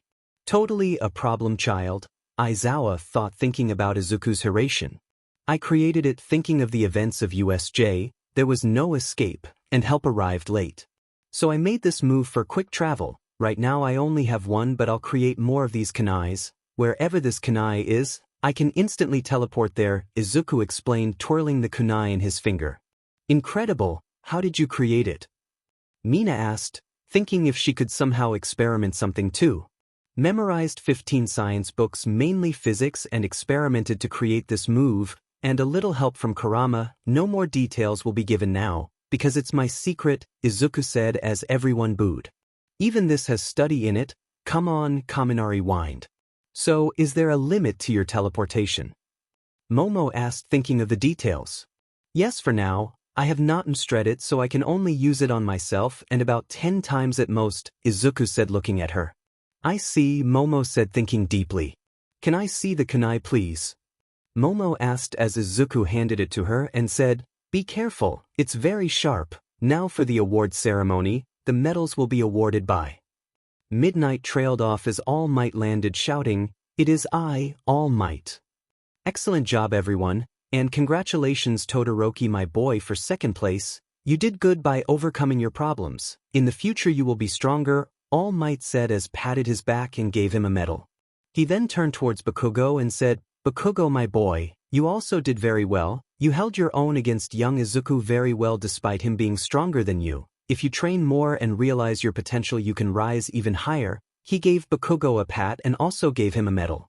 All Might approached Izuku and said, you've improved the most. You controlled your dangerous moves and Quirk to a level where no one is hurt badly. You will be an excellent hero in the future. He then gave him a medal and patted his back. And now as everyone did a good job, let's say it together. Good job. All Might shouted as everyone said, All Might. That was definitely a plus ultra moment, the crowd shouted. They all were back in their class, fully dressed as Aizawa said, good job everyone. Now take the day off and rest. I'll organize the nomination from the pros and give them to you. Everyone nodded and started walking out. Izuku joined Todoroki and said, hey, you thought about my advice. Yes, and I think I'll visit her, Todoroki said. That's good, Izuku said as they both then exchanged contact info and Todoroki walked away waving. Izuku looked and saw Momo. She looked downtrodden and was sitting in her car as her driver took her home. Izuku sighed and thought, what's wrong with her? I'll see if she is still like that after we come back to school, then I'll take action. Kurama, who was also seeing this, had a feeling why she was like that but did not tell Izuku because he knew in these types of situation he should let it flow naturally. The next day Izuku was walking to school when some elementary kids appeared in front of him and asked, whoa, you're the one who won the sports festival, right? Yes, it's me, Izuku answered smiling. It really is the Green Flash, a child said awed. Green Flash? Izuku asked confused. You vanish with a green flash, so everyone calls you the Green Flash. Can you show us? Please. They begged. All right, Izuku said as he took out the kunai from his bag and threw it some feet away and vanished with his green flash, then threw it again in front of the children and appeared in front of them. What can you give us autograph? One said as everyone took out their notebooks. Izuku laughed as he signed them all and waved them goodbye. As he walked he saw everyone looking at him, some smiling waving, some congratulating him, some taking pictures with him. He barely reached school on time and sighed as he said, oh man, just looking at school makes me dead tired. You're late Midoriya-kun, Momo said as she looked at Izuku. Izuku looked at the clock and said, no, I am a minute early. By the way, good morning, she replied. Izuku sat down and thought, she's not in a good mood, wonder what's up with her. He then greeted everyone. Whom then greeted back and he said, yo Todoroki, so how did it go? It was better than I expected and I am happy I took your advice to visit mom. It feels like a burden is lifted of my shoulders, Todoroki said with a smile. Yeah, that's the spirit, give me a fist bump, Izuku said as they both fist bumped. You know many people greeted me, Hagakure said to Jiraiya. Yeah, me too, Jiraiya said and others agreed. Hey Midoriya, how was it for you? Kirishima asked. Oh, people greeted me, some asked for autograph, some congratulated me saying with my quirk and strength they had high expectations of the future. Some kids asked for demonstration of my flying thunder god, then asked me to sign their notebooks. I think I heard girls giggling in my direction too. Izuku explained, confused about the last part. Everyone looked at him and he said, what? You be yesterday. Siro, Kaminari and Mineta shouted at him. You had that much happen to you? The others asked. Of course, why else do you think I was late? Izuku asked but seeing their faces he said, no, leave it. Don't answer that. Aizawa then arrived and said, good morning everyone. Today we will be doing something special. Like what? Ida asked. We will be making your hero codename, Aizawa said. Yeah. The class roared. So this year's internship are lean towards class more, Aizawa said as he showed the nominations. Midoriya 5123, Todoroki 4002, Bakugo 3421, Tokoyami 360, Yaoyorozu 210, Ida 202, Uraraka 124, Kirishima 102, Siro 14. As expected of you, Midoriya-kun, Momo said awed by the sheer number. Your number ain't bad either, you will have easier time choosing where to go while I would be stuck, Izuku said to her. Izuku then turned towards Ida and said, hey man, heard about your brother's fight against the hero killer, is he alright? I hope he recovers soon. Yes, he is fine, thanks for asking. Ida said with a fake smile. The second and third place have such, Kaminari said surprised. Just then Midnight entered and said, instead of the readings you should first choose your hero names. So everyone began writing, everyone wrote and showed their names one by one ranging from Can't Stop Twinkling to Ida, who didn't take 𝐻𝐿𝐵𝐵's name but his own first name. Midnight then said, Aizu-chan, you should go with the moniker that the public labeled you with. Why? Izuku asked and Uraraka said, he's been given a moniker. And by the public? So cool, yes, because of his last move against Bakugo. On a famous blog some people gave him a hero name and it was instantly liked by the public, so we decided that Izuku should take it. Midnight answered to the class, so what's the name? Sato asked intrigued. It's the Green Flash, Izuku said as everyone said, wow, that's a cool name. Yeah, the kids called me that and had a simple logic as to why it was chosen. Okay, I'll go with, Izuku said shrugging. Good, and remember you only have 2 days to submit the form, she said as she then walked out of the class, but not before waking Aizawa up. 2 days later everyone sat in their seat waiting for Aizawa and discussed where their friends applied. So Midoriya-kun, where do you think you will go? Momo asked. Izuku hummed and said, I think I'll go with 𝐻𝗧𝗏. Why him? Kaminari asked as he had overheard their conversation. We ninjas got to stick together. Besides, with his help I'll be able to improve my kunai throwing skills, Izuku said, nodding to himself. Oh, he said lamely. So, Yaoyorozu-san, where will you go? Izuku asked Momo, who was in her thoughts. Yeah, tell us Yamamo, Mina asked, jumping in her face. I am thinking of going for Uwabami, Momo answered sheepishly. I see, and Todoroki you? Izuku asked and Todoroki said, I'll go to Endeavor's hero agency, huh? But why? Mina asked, surprise written on her face. I understand your reason, Todoroki, and I think this is the best you can do for now, Izuku said, nodding. Yeah, it's the only way I could have a somewhat better control over my flames, Todoroki said, clenching his fist. So, Uraraka, where do you think you will go to? Momo asked, turning to the cheerful girl. I think I'll go to Gunhead, Uraraka answered, smiling. He's a hand-to-hand fighter, how would he benefit you? Todoroki asked, a little confused.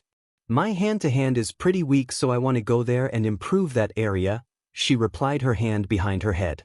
Impressive. And Ida, where will you go? Izuku asked, but getting no reply he asked again, Yo, Ida, what are you thinking about? Nothing, Ida answered a little coldly.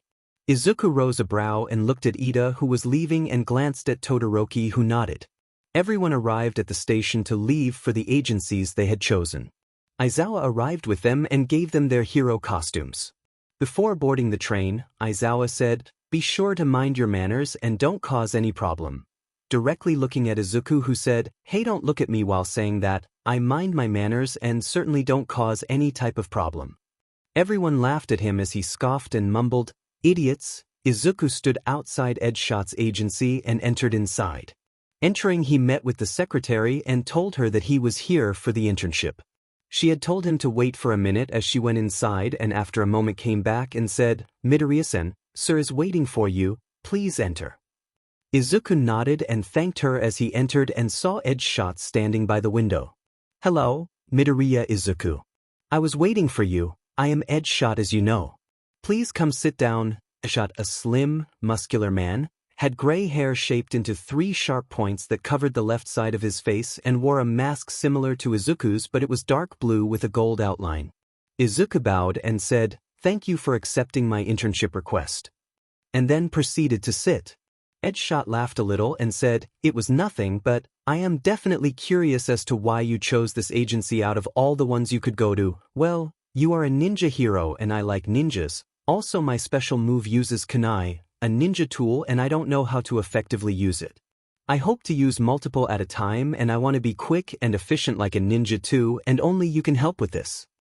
Izuku explained, yes, I can definitely help in all those things, but first can you show me your teleportation move? I want to see it, after that we'll start training. And in the last 3 days there will be a patrol. 𝐻𝗧𝗏 said, agreeing with Izuku and informing him of their schedule. Of course, Izuku said as he and 𝐻𝗧𝗏 got up. For the next 5 days Izuku was trained by 𝐻𝗧𝗏 on how to use ninja tools and improved his stealth and speed along with his accuracy for throwing his special kunai. It was the last day of Izuku's internship and he was sitting in the agency of 𝗏𝗏𝗏 when the hero opened the door and said, "Hey Midoriya, come on, we got patrol duty in Hosu." Because the signs of hero killer stain showing up there are the most. Izuku, upon hearing hero killer, thought of Ida. "I hope you don't do something foolish, Ida, or it won't end good for you."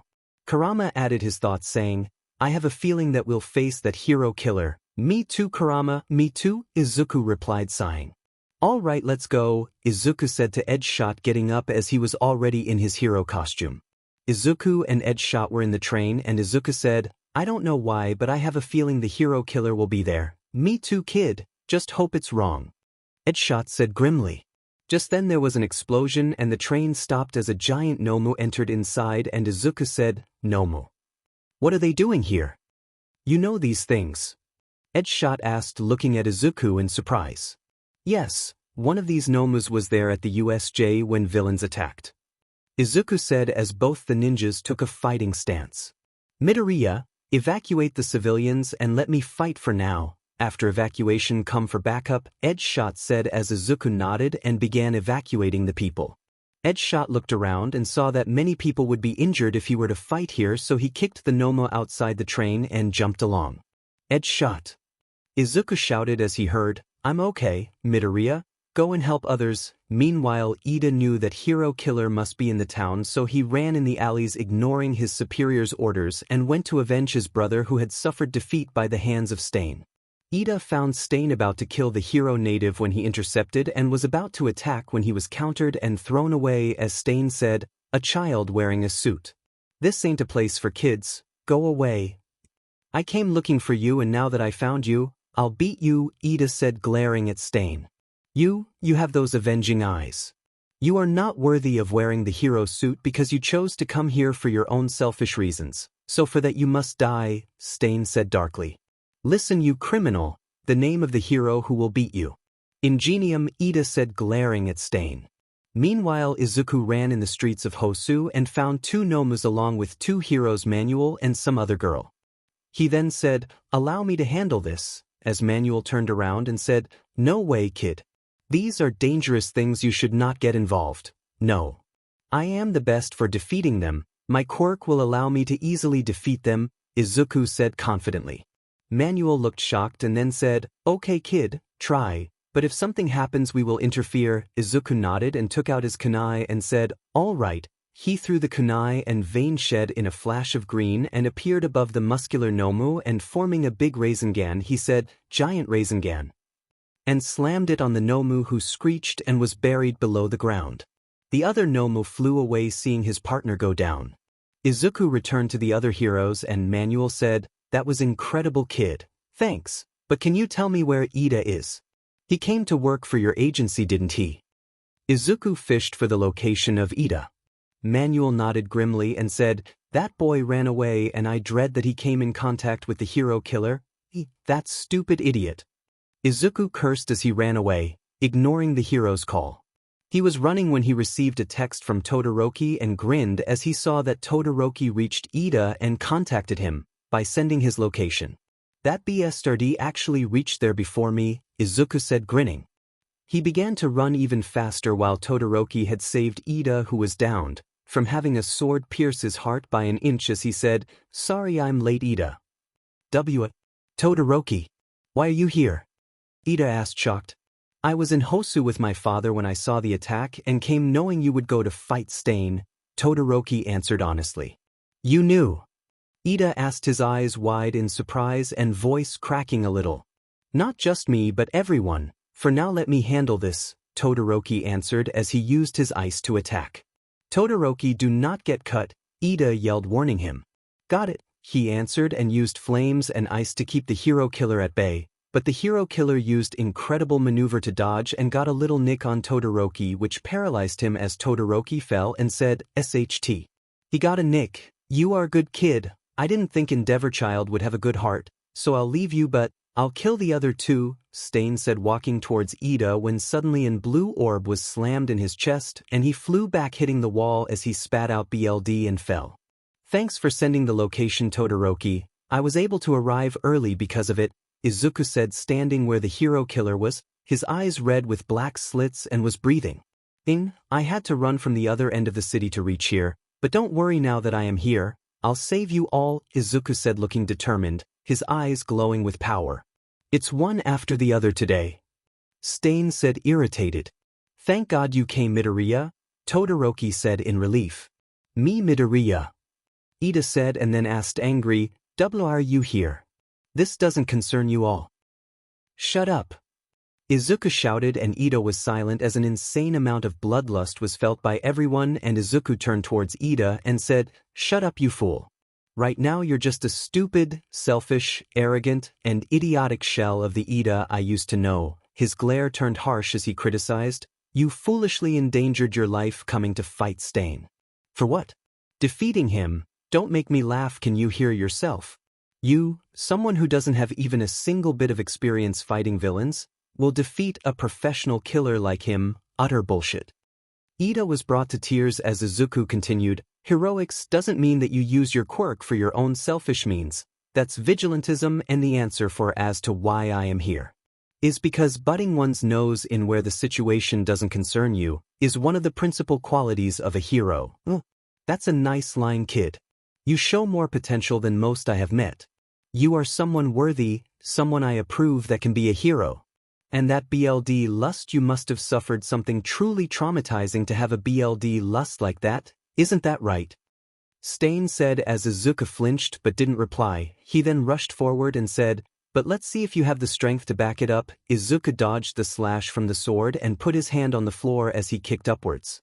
The hero killer blocked the kick and 𝐒𝐮𝐭𝐡𝐨𝐫 pushed his hand and moved himself up as he kicked again with his other kick lifting 𝐮𝐿 of the ground. He then spun around, his face downwards as he delivered another kick which skidded 𝐮𝐿 backwards. "Good. This is good," 𝐮𝐿 said enjoying the fight. "Midoriya, if he cuts you and gets your BLD then you will be paralyzed." Todoroki yelled. "I see, then I'll do this," 𝐒𝐮𝐭𝐡𝐨𝐫 said as the fox cloak covered him and he got on all fours shocking the hero killer.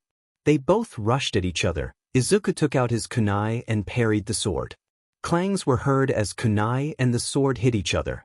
Both of them crouched at some distance away and breathed as 𝐒𝐮𝐭𝐡𝐨𝐫 looked and saw that his hand had a cut which was healed in less than a second and hero killer looked gobsmacked. But then said, "That's some regenerative powers, kid, still I got your BLD," as he liked the BLD but missed the grin on 𝐒𝐮𝐭𝐡𝐨𝐫's face that was showing even behind the mask and screamed in pain, falling on his knees while the others were shocked. 𝐒𝐮𝐭𝐡𝐨𝐫 then said, "You see, my sense of smell is far superior from others, so I knew that you lick or drink the BLD to paralyze others, that's why I used this cloak. This cloak gets my temperature so high that it's like I am a walking fireball." He then formed a 𝐻𝐿𝐼𝐴𝐻 and rushed at the hero killer and slammed it into his gut. "Your days of killing heroes are over, 𝐮𝐿." And with that the hero killer was defeated and out cold. 𝐒𝐮𝐭𝐡𝐨𝐫 then tied up 𝐮𝐿 and dragged him out of the alley as the heroes arrived and looked shocked as 𝐻𝐿 said, "That's 𝐮𝐿. Yeah, he was annoying but we all managed to defeat him," 𝐒𝐮𝐭𝐡𝐨𝐫 said smiling behind his mask. You kids?" Manuel asked shocked. "Come on, don't sell yourself short, kid. You were the one to fight and defeat the hero killer. While we were all paralyzed and practically just liability, even so you managed to save us and at the same time defeat 𝐮𝐿," Native said as he looked at 𝐒𝐮𝐭𝐡𝐨𝐫. 𝐻𝐿 laughed boisterously and said, "I knew you were great, Midoriya. I heard you even used Hiraishin today." "Yeah," 𝐒𝐮𝐭𝐡𝐨𝐫 said scratching the back of his head. Instantly he turned serious and took out the kunai as a Nomu came and picked up 𝐮𝐿.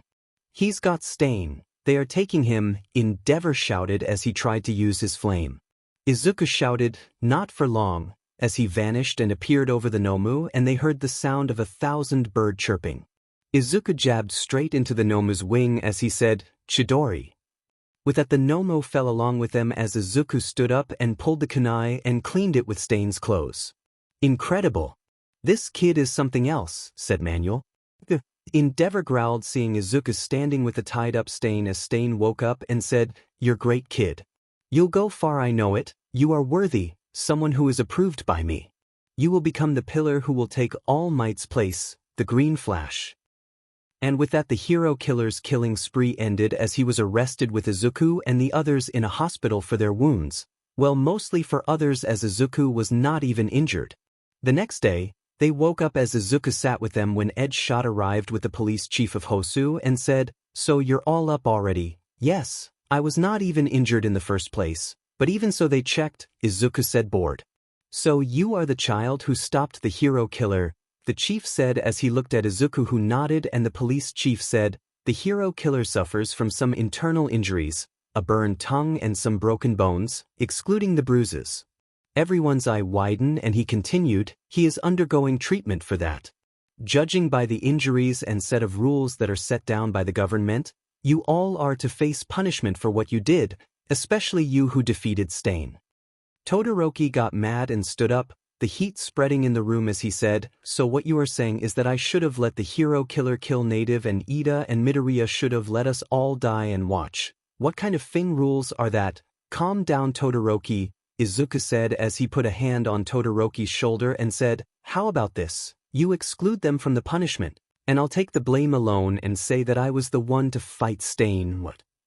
No way, Midoriya, this dash," Todoroki shouted but was cut off as Izuku said, "It's okay, this way at least not all of us will go down. Hear me out first, pups," the chief said as they all looked at him, and he said, "We were originally planning on giving Endeavor the credit to spare you all from the punishment, but now that can't be done." "Why?" Izuku asked as 𝗏𝗏𝗏 sighed and said, "Someone uploaded this last night," as he showed them the entire video of last night's fight of Ida with 𝗧𝗍𝗏, then how Todoroki arrived until how Izuku defeated 𝗧𝗍𝗏. But there was no one there. How did anyone capture this video?" Izuku asked, shocked. This was done by someone who had a high-quality CCTV camera attached to his house which had shot the video and now it's uploaded, 𝗏𝗏𝗏 explained. "So, we have to take the punishment then," Todoroki mumbled, gritting his teeth. "No, even that is not possible," the chief said, shaking his head, and the three looked up as he turned the TV on, showing the news. It showed Izuku's fight against 𝗧𝗍𝗏 and people saying that if someone that's strong will become a hero then they have high hopes for the future, and some are wondering how strong he will become when he graduates, how he can take All Might's place when he becomes a pro. Even Todoroki was praised for his bravery and for sending 𝗧𝗍𝗏 to Izuku and stalling 𝗧𝗍𝗏. They were all surprised, and the chief said, "If we arrest you there will be a mass protest against us and that will give villains the chance to cause more harm, so we have no choice but to send you off with a warning." The three students sighed in relief and bowed in thanks as the chief went away, and 𝗏𝗏𝗏 ruffled Izuku's hair and said, "Your internship's over, kid. Take care, and if you want you can come again anytime." "Thanks," Izuku said as 𝗏𝗏𝗏 waved and walked out. Izuku was sitting in the hospital with Todoroki and Ida as they all talked. Well, mainly Izuku and Todoroki, who looked like they had become the best of friends, as Izuku had arm around Todoroki's shoulder and they both were laughing as Izuku told the screw-ups he did while training with 𝗏𝗏𝗏. Izuku's phone then rang and he got up as he said, "Excuse me." Izuku walked out of the room and answered the phone as he said, "Hello, Yaoyorozu. What can I do for you?" "Midoriya-kun. Are you okay?" "I saw the video of your fight against 𝗧𝗍𝗏," she asked, a little worried. "Yeah, we all are fine, and you saw the video, right? Then you must have seen how badass I am," he answered playfully as he smiled behind his mask, though she couldn't see it. She sighed as she said, Yes, you were pretty cool. And it's good that you all are not hurt. So how was the experience?" "It was intense, something I have never truly experienced till now. 𝗧𝗍𝗏 was awesome, you know. I had fun fighting him." "Well, it would have been more fun if the others were not paralyzed," Izuku said, and became a little sheepish as he said the last part. "Midoriya-kun, you honestly find fun in the weird places," she said, shaking her head, although she had a small smile, and on the other side of the phone, Izuku heard a voice saying, "Come on girls, we have patrol. You take care, Midoriya-kun, and tell me more later and in detail," she said as Izuku smiled behind his mask and said, "Sure, bye." Momo put her phone in the bag, humming happily as Uwabami and Itsuka asked, "Was that your boyfriend?" "And no, he's not my boyfriend." "Why does everyone think that?" she said, embarrassed and stuttering a little. "Well, he is constantly with you. I've always seen you two together in school and he looks close to you. Then, there is also that during his fight with Todoroki you said if he didn't defeat Todoroki you would, I quote, make his life a living hell," Itsuka said as if she was stating a fact. Momo blushed and tried to think of an excuse. That was, "Ooh, do I smell romance?" Uabami teased, rubbing her hands together as she grinned at Momo, and Momo just put her hands on her face to hide it as she squeaked out, "It's not like that." Izuku walked back to the hospital room and saw Todoroki arriving with him as he asked, "Huh? Where did you go off to?" "Uraraka called," Todoroki said as Izuku asked confused, "Why?" "She wanted to apologize for not coming to the location I sent. She was far and also asked for my health and the experience of fighting Stain. She cut the phone saying she wants to hear in detail," Todoroki explained. "Dude, you didn't have to tell me everything, but anyways, Yaoyorozu-chan called me and you wouldn't believe she told me all of this too except for the location part. She also cut the phone saying she wanted to more details later," Izuku said, shrugging. "I don't get girls." Todoroki said, his face had a lost look on it. "Me neither. Girls are troublesome," Izuku said as he yawned and stopped as he asked, "Hey Todoroki. Haven't watched Clouds in a long time, wanna join me?" Todoroki shrugged as they both walked out of the hospital and laid in the grass of the garden watching clouds as Izuku said, "This is heaven. This is surprisingly relaxing." "I like this," Todoroki said as he closed his eyes. The next day, everyone met in Kirishima along with Siro were laughing and had tears in their eyes as they said, "Bakugo, what's up with the hair?" Bakugo was twitching as his hair had been combed and he yelled, "Shut up. I washed and shampooed it but it still didn't fix." "Ah," they laughed. "Don't laugh. I'll kill you," Bakugo shouted, "so you got to do villain cleanup." "I'm envious," Mina said to Jo. "Yeah, but still I did not fight or anything." Jairu said like it was nothing impressive. "You know the ones to have changed the most within the week. Are you three?" Kaminari said to Izuku, Todoroki, and Ida. "Dude, you got to fight Stain," Kaminari said sitting on Izuku's desk. "I was worried," Momo said from her seat. "So happy you're all alive. That's the most important thing," Uraraka said happily, smiling at the trio. "But you got to admit, Midoriya handled Stain like a badass," Siro said, moving his hands and imitating his punches. "Yeah, you were pretty cool," Tokoyami said, nodding. "I know, right? You and Stain fought and then clang and clink metal hit metal. That part was awesome," Hagakure said, her excitement shown by the movement of her sleeves as it went up and down.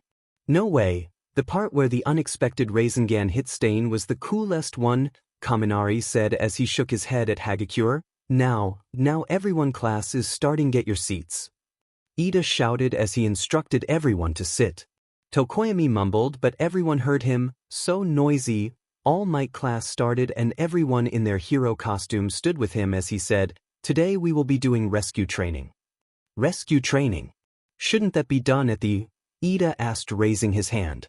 "No, that place is for disaster rescue," All Might answered. "So this is going to be a training race, where 5 students will be selected to race at a time and the one to reach me first without causing any type of destruction to ground gamma will be crowned the winner," All Might explained, smiling at the students.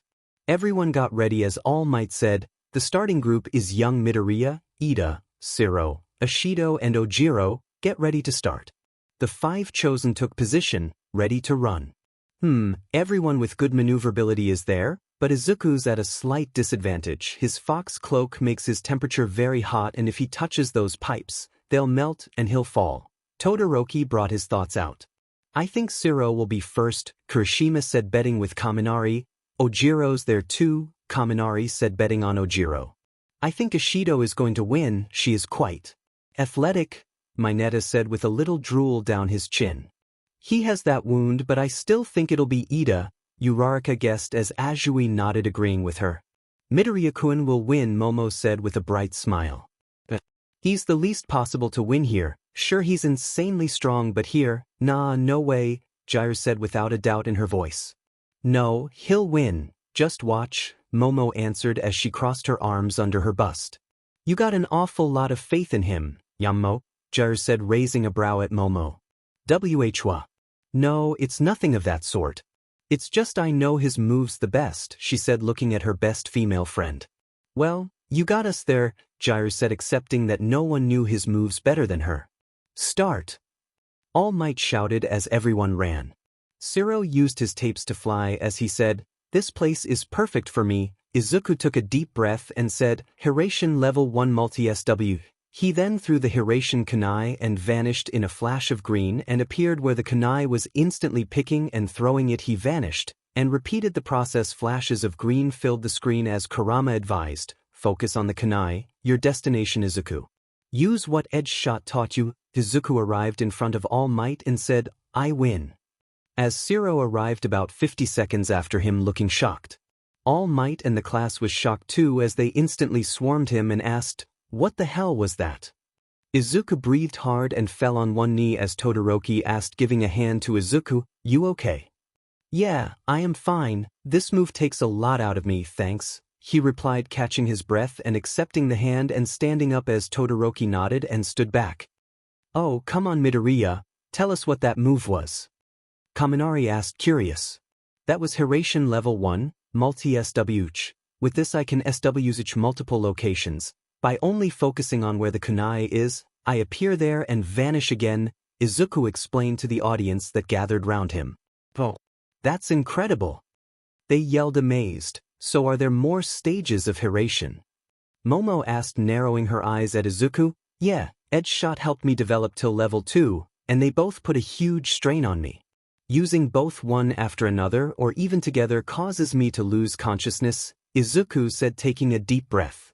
I see, she mumbled and then looked at him and said, I hope you have not forgotten your promise, Midoriya-kun. Which promise? He asked as she glared at him, making him gulp.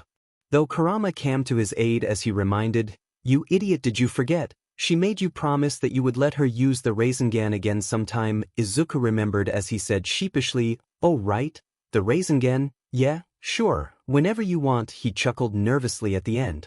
Thank you, she said, smiling as she walked away as it was her group's turn. Momo won in her group as there was no one who could challenge her, only Aoyama could, and he got stomach ache and fell. Still Kurama commented, your vixen's good, Kurama. 𝗧𝗏𝗘 shouted inside his mind, embarrassed at what the fox was saying. All right, don't get your panties in a twist, Kurama apologized nonchalantly as he went back to sleep. Him that perverted fuzzball, 𝗧𝗏𝗘 muttered, I heard that bird brain, Kurama shouted at him. What did you say to me, shitty fox? 𝗧𝗏𝗘 shouted back. What you heard, brat. Come here and I'll show you who the fuzzball is, Kurama threatened. Yeah, we'll see then, Whiskers. 𝗧𝗏𝗘 shouted at him. You also have whiskers, idiot, Kurama said, sighing. Yeah, well you have bigger. 𝗧𝗏𝗘 lamely retorted as Kurama's sweat dropped. Really? While the two partners were fighting, Bakugo had one in his group while Todoroki had one in his group. The class was over as 𝗧𝗏𝗘 and the others started walking back in, and the class of Aizawa started, who after entering said, let's see here. Right? So summer break is coming and I hope you all know there will be no leeway given to rest for 30 days. Could it be? Kaminari said, his expression full of hope. We will be going to summer break Forest Lodge. Aizawa informed, I knew it, yeah. Kaminari shouted in glee. Let's give each other dare. Mina shouted, excited at the prospect of Summer Lodge. The baths. Mayonetta drooled, his imagination 18+. And fireworks, Tsu added her own thoughts. However, if any of you fails the end of term test, then you will remain here and in remedial hall, Aizawa added as Kirishima yelled, let's do our best to pass. The week passed and 𝗧𝗏𝗘 sat in the class as Mina and Kaminari whined, man, we haven't studied at all. Because of the sports festival and workplace experience we didn't get to study, as they were ranked 18 and 19 in class. Indeed, Tokoyami said, he was ranked 14th in class. Man, there is so much syllabus and I heard that the end-of-term exam will be different from the midterm, Sato said to Koda. There is also a fact that the practical test exercise is really tough, Mayonetta said smugly as Mayonetta had came 9th. I thought you were one of us, Mina and Kaminari shouted at Mayonetta. Ma, I don't want to go anywhere and I don't even want to give the exam, 𝗧𝗏𝗘 said as he yawned. Midori? You are with us, Mina said as she hugged 𝗧𝗏𝗘 because he was the dead last of his class, making Yaoyorozu unknowingly clench her fists. Midori? What's that? 𝗧𝗏𝗘 asked Mina, who answered cheerfully, it's a nickname, Midoriya is too long, so Midori, it's cute and simple, I can call you that, right? Alright, you can call me that, 𝗧𝗏𝗘 answered, surrendering. He was not in mood to hear her rant about why her chosen nickname is the best. Hey everyone, I might be able to assist you all with classroom lecture and test, but the physical exercise on the other hand, not so much, said Momo as a gloomy aura appeared over her. She had come first in class. What's wrong with her? Izuku thought, staring at Momo. Can you help me with literature? 𝗧𝗟𝗘 begged. He was 17th. And can you help me with quadratic equations? 𝗧𝗓𝗧 asked.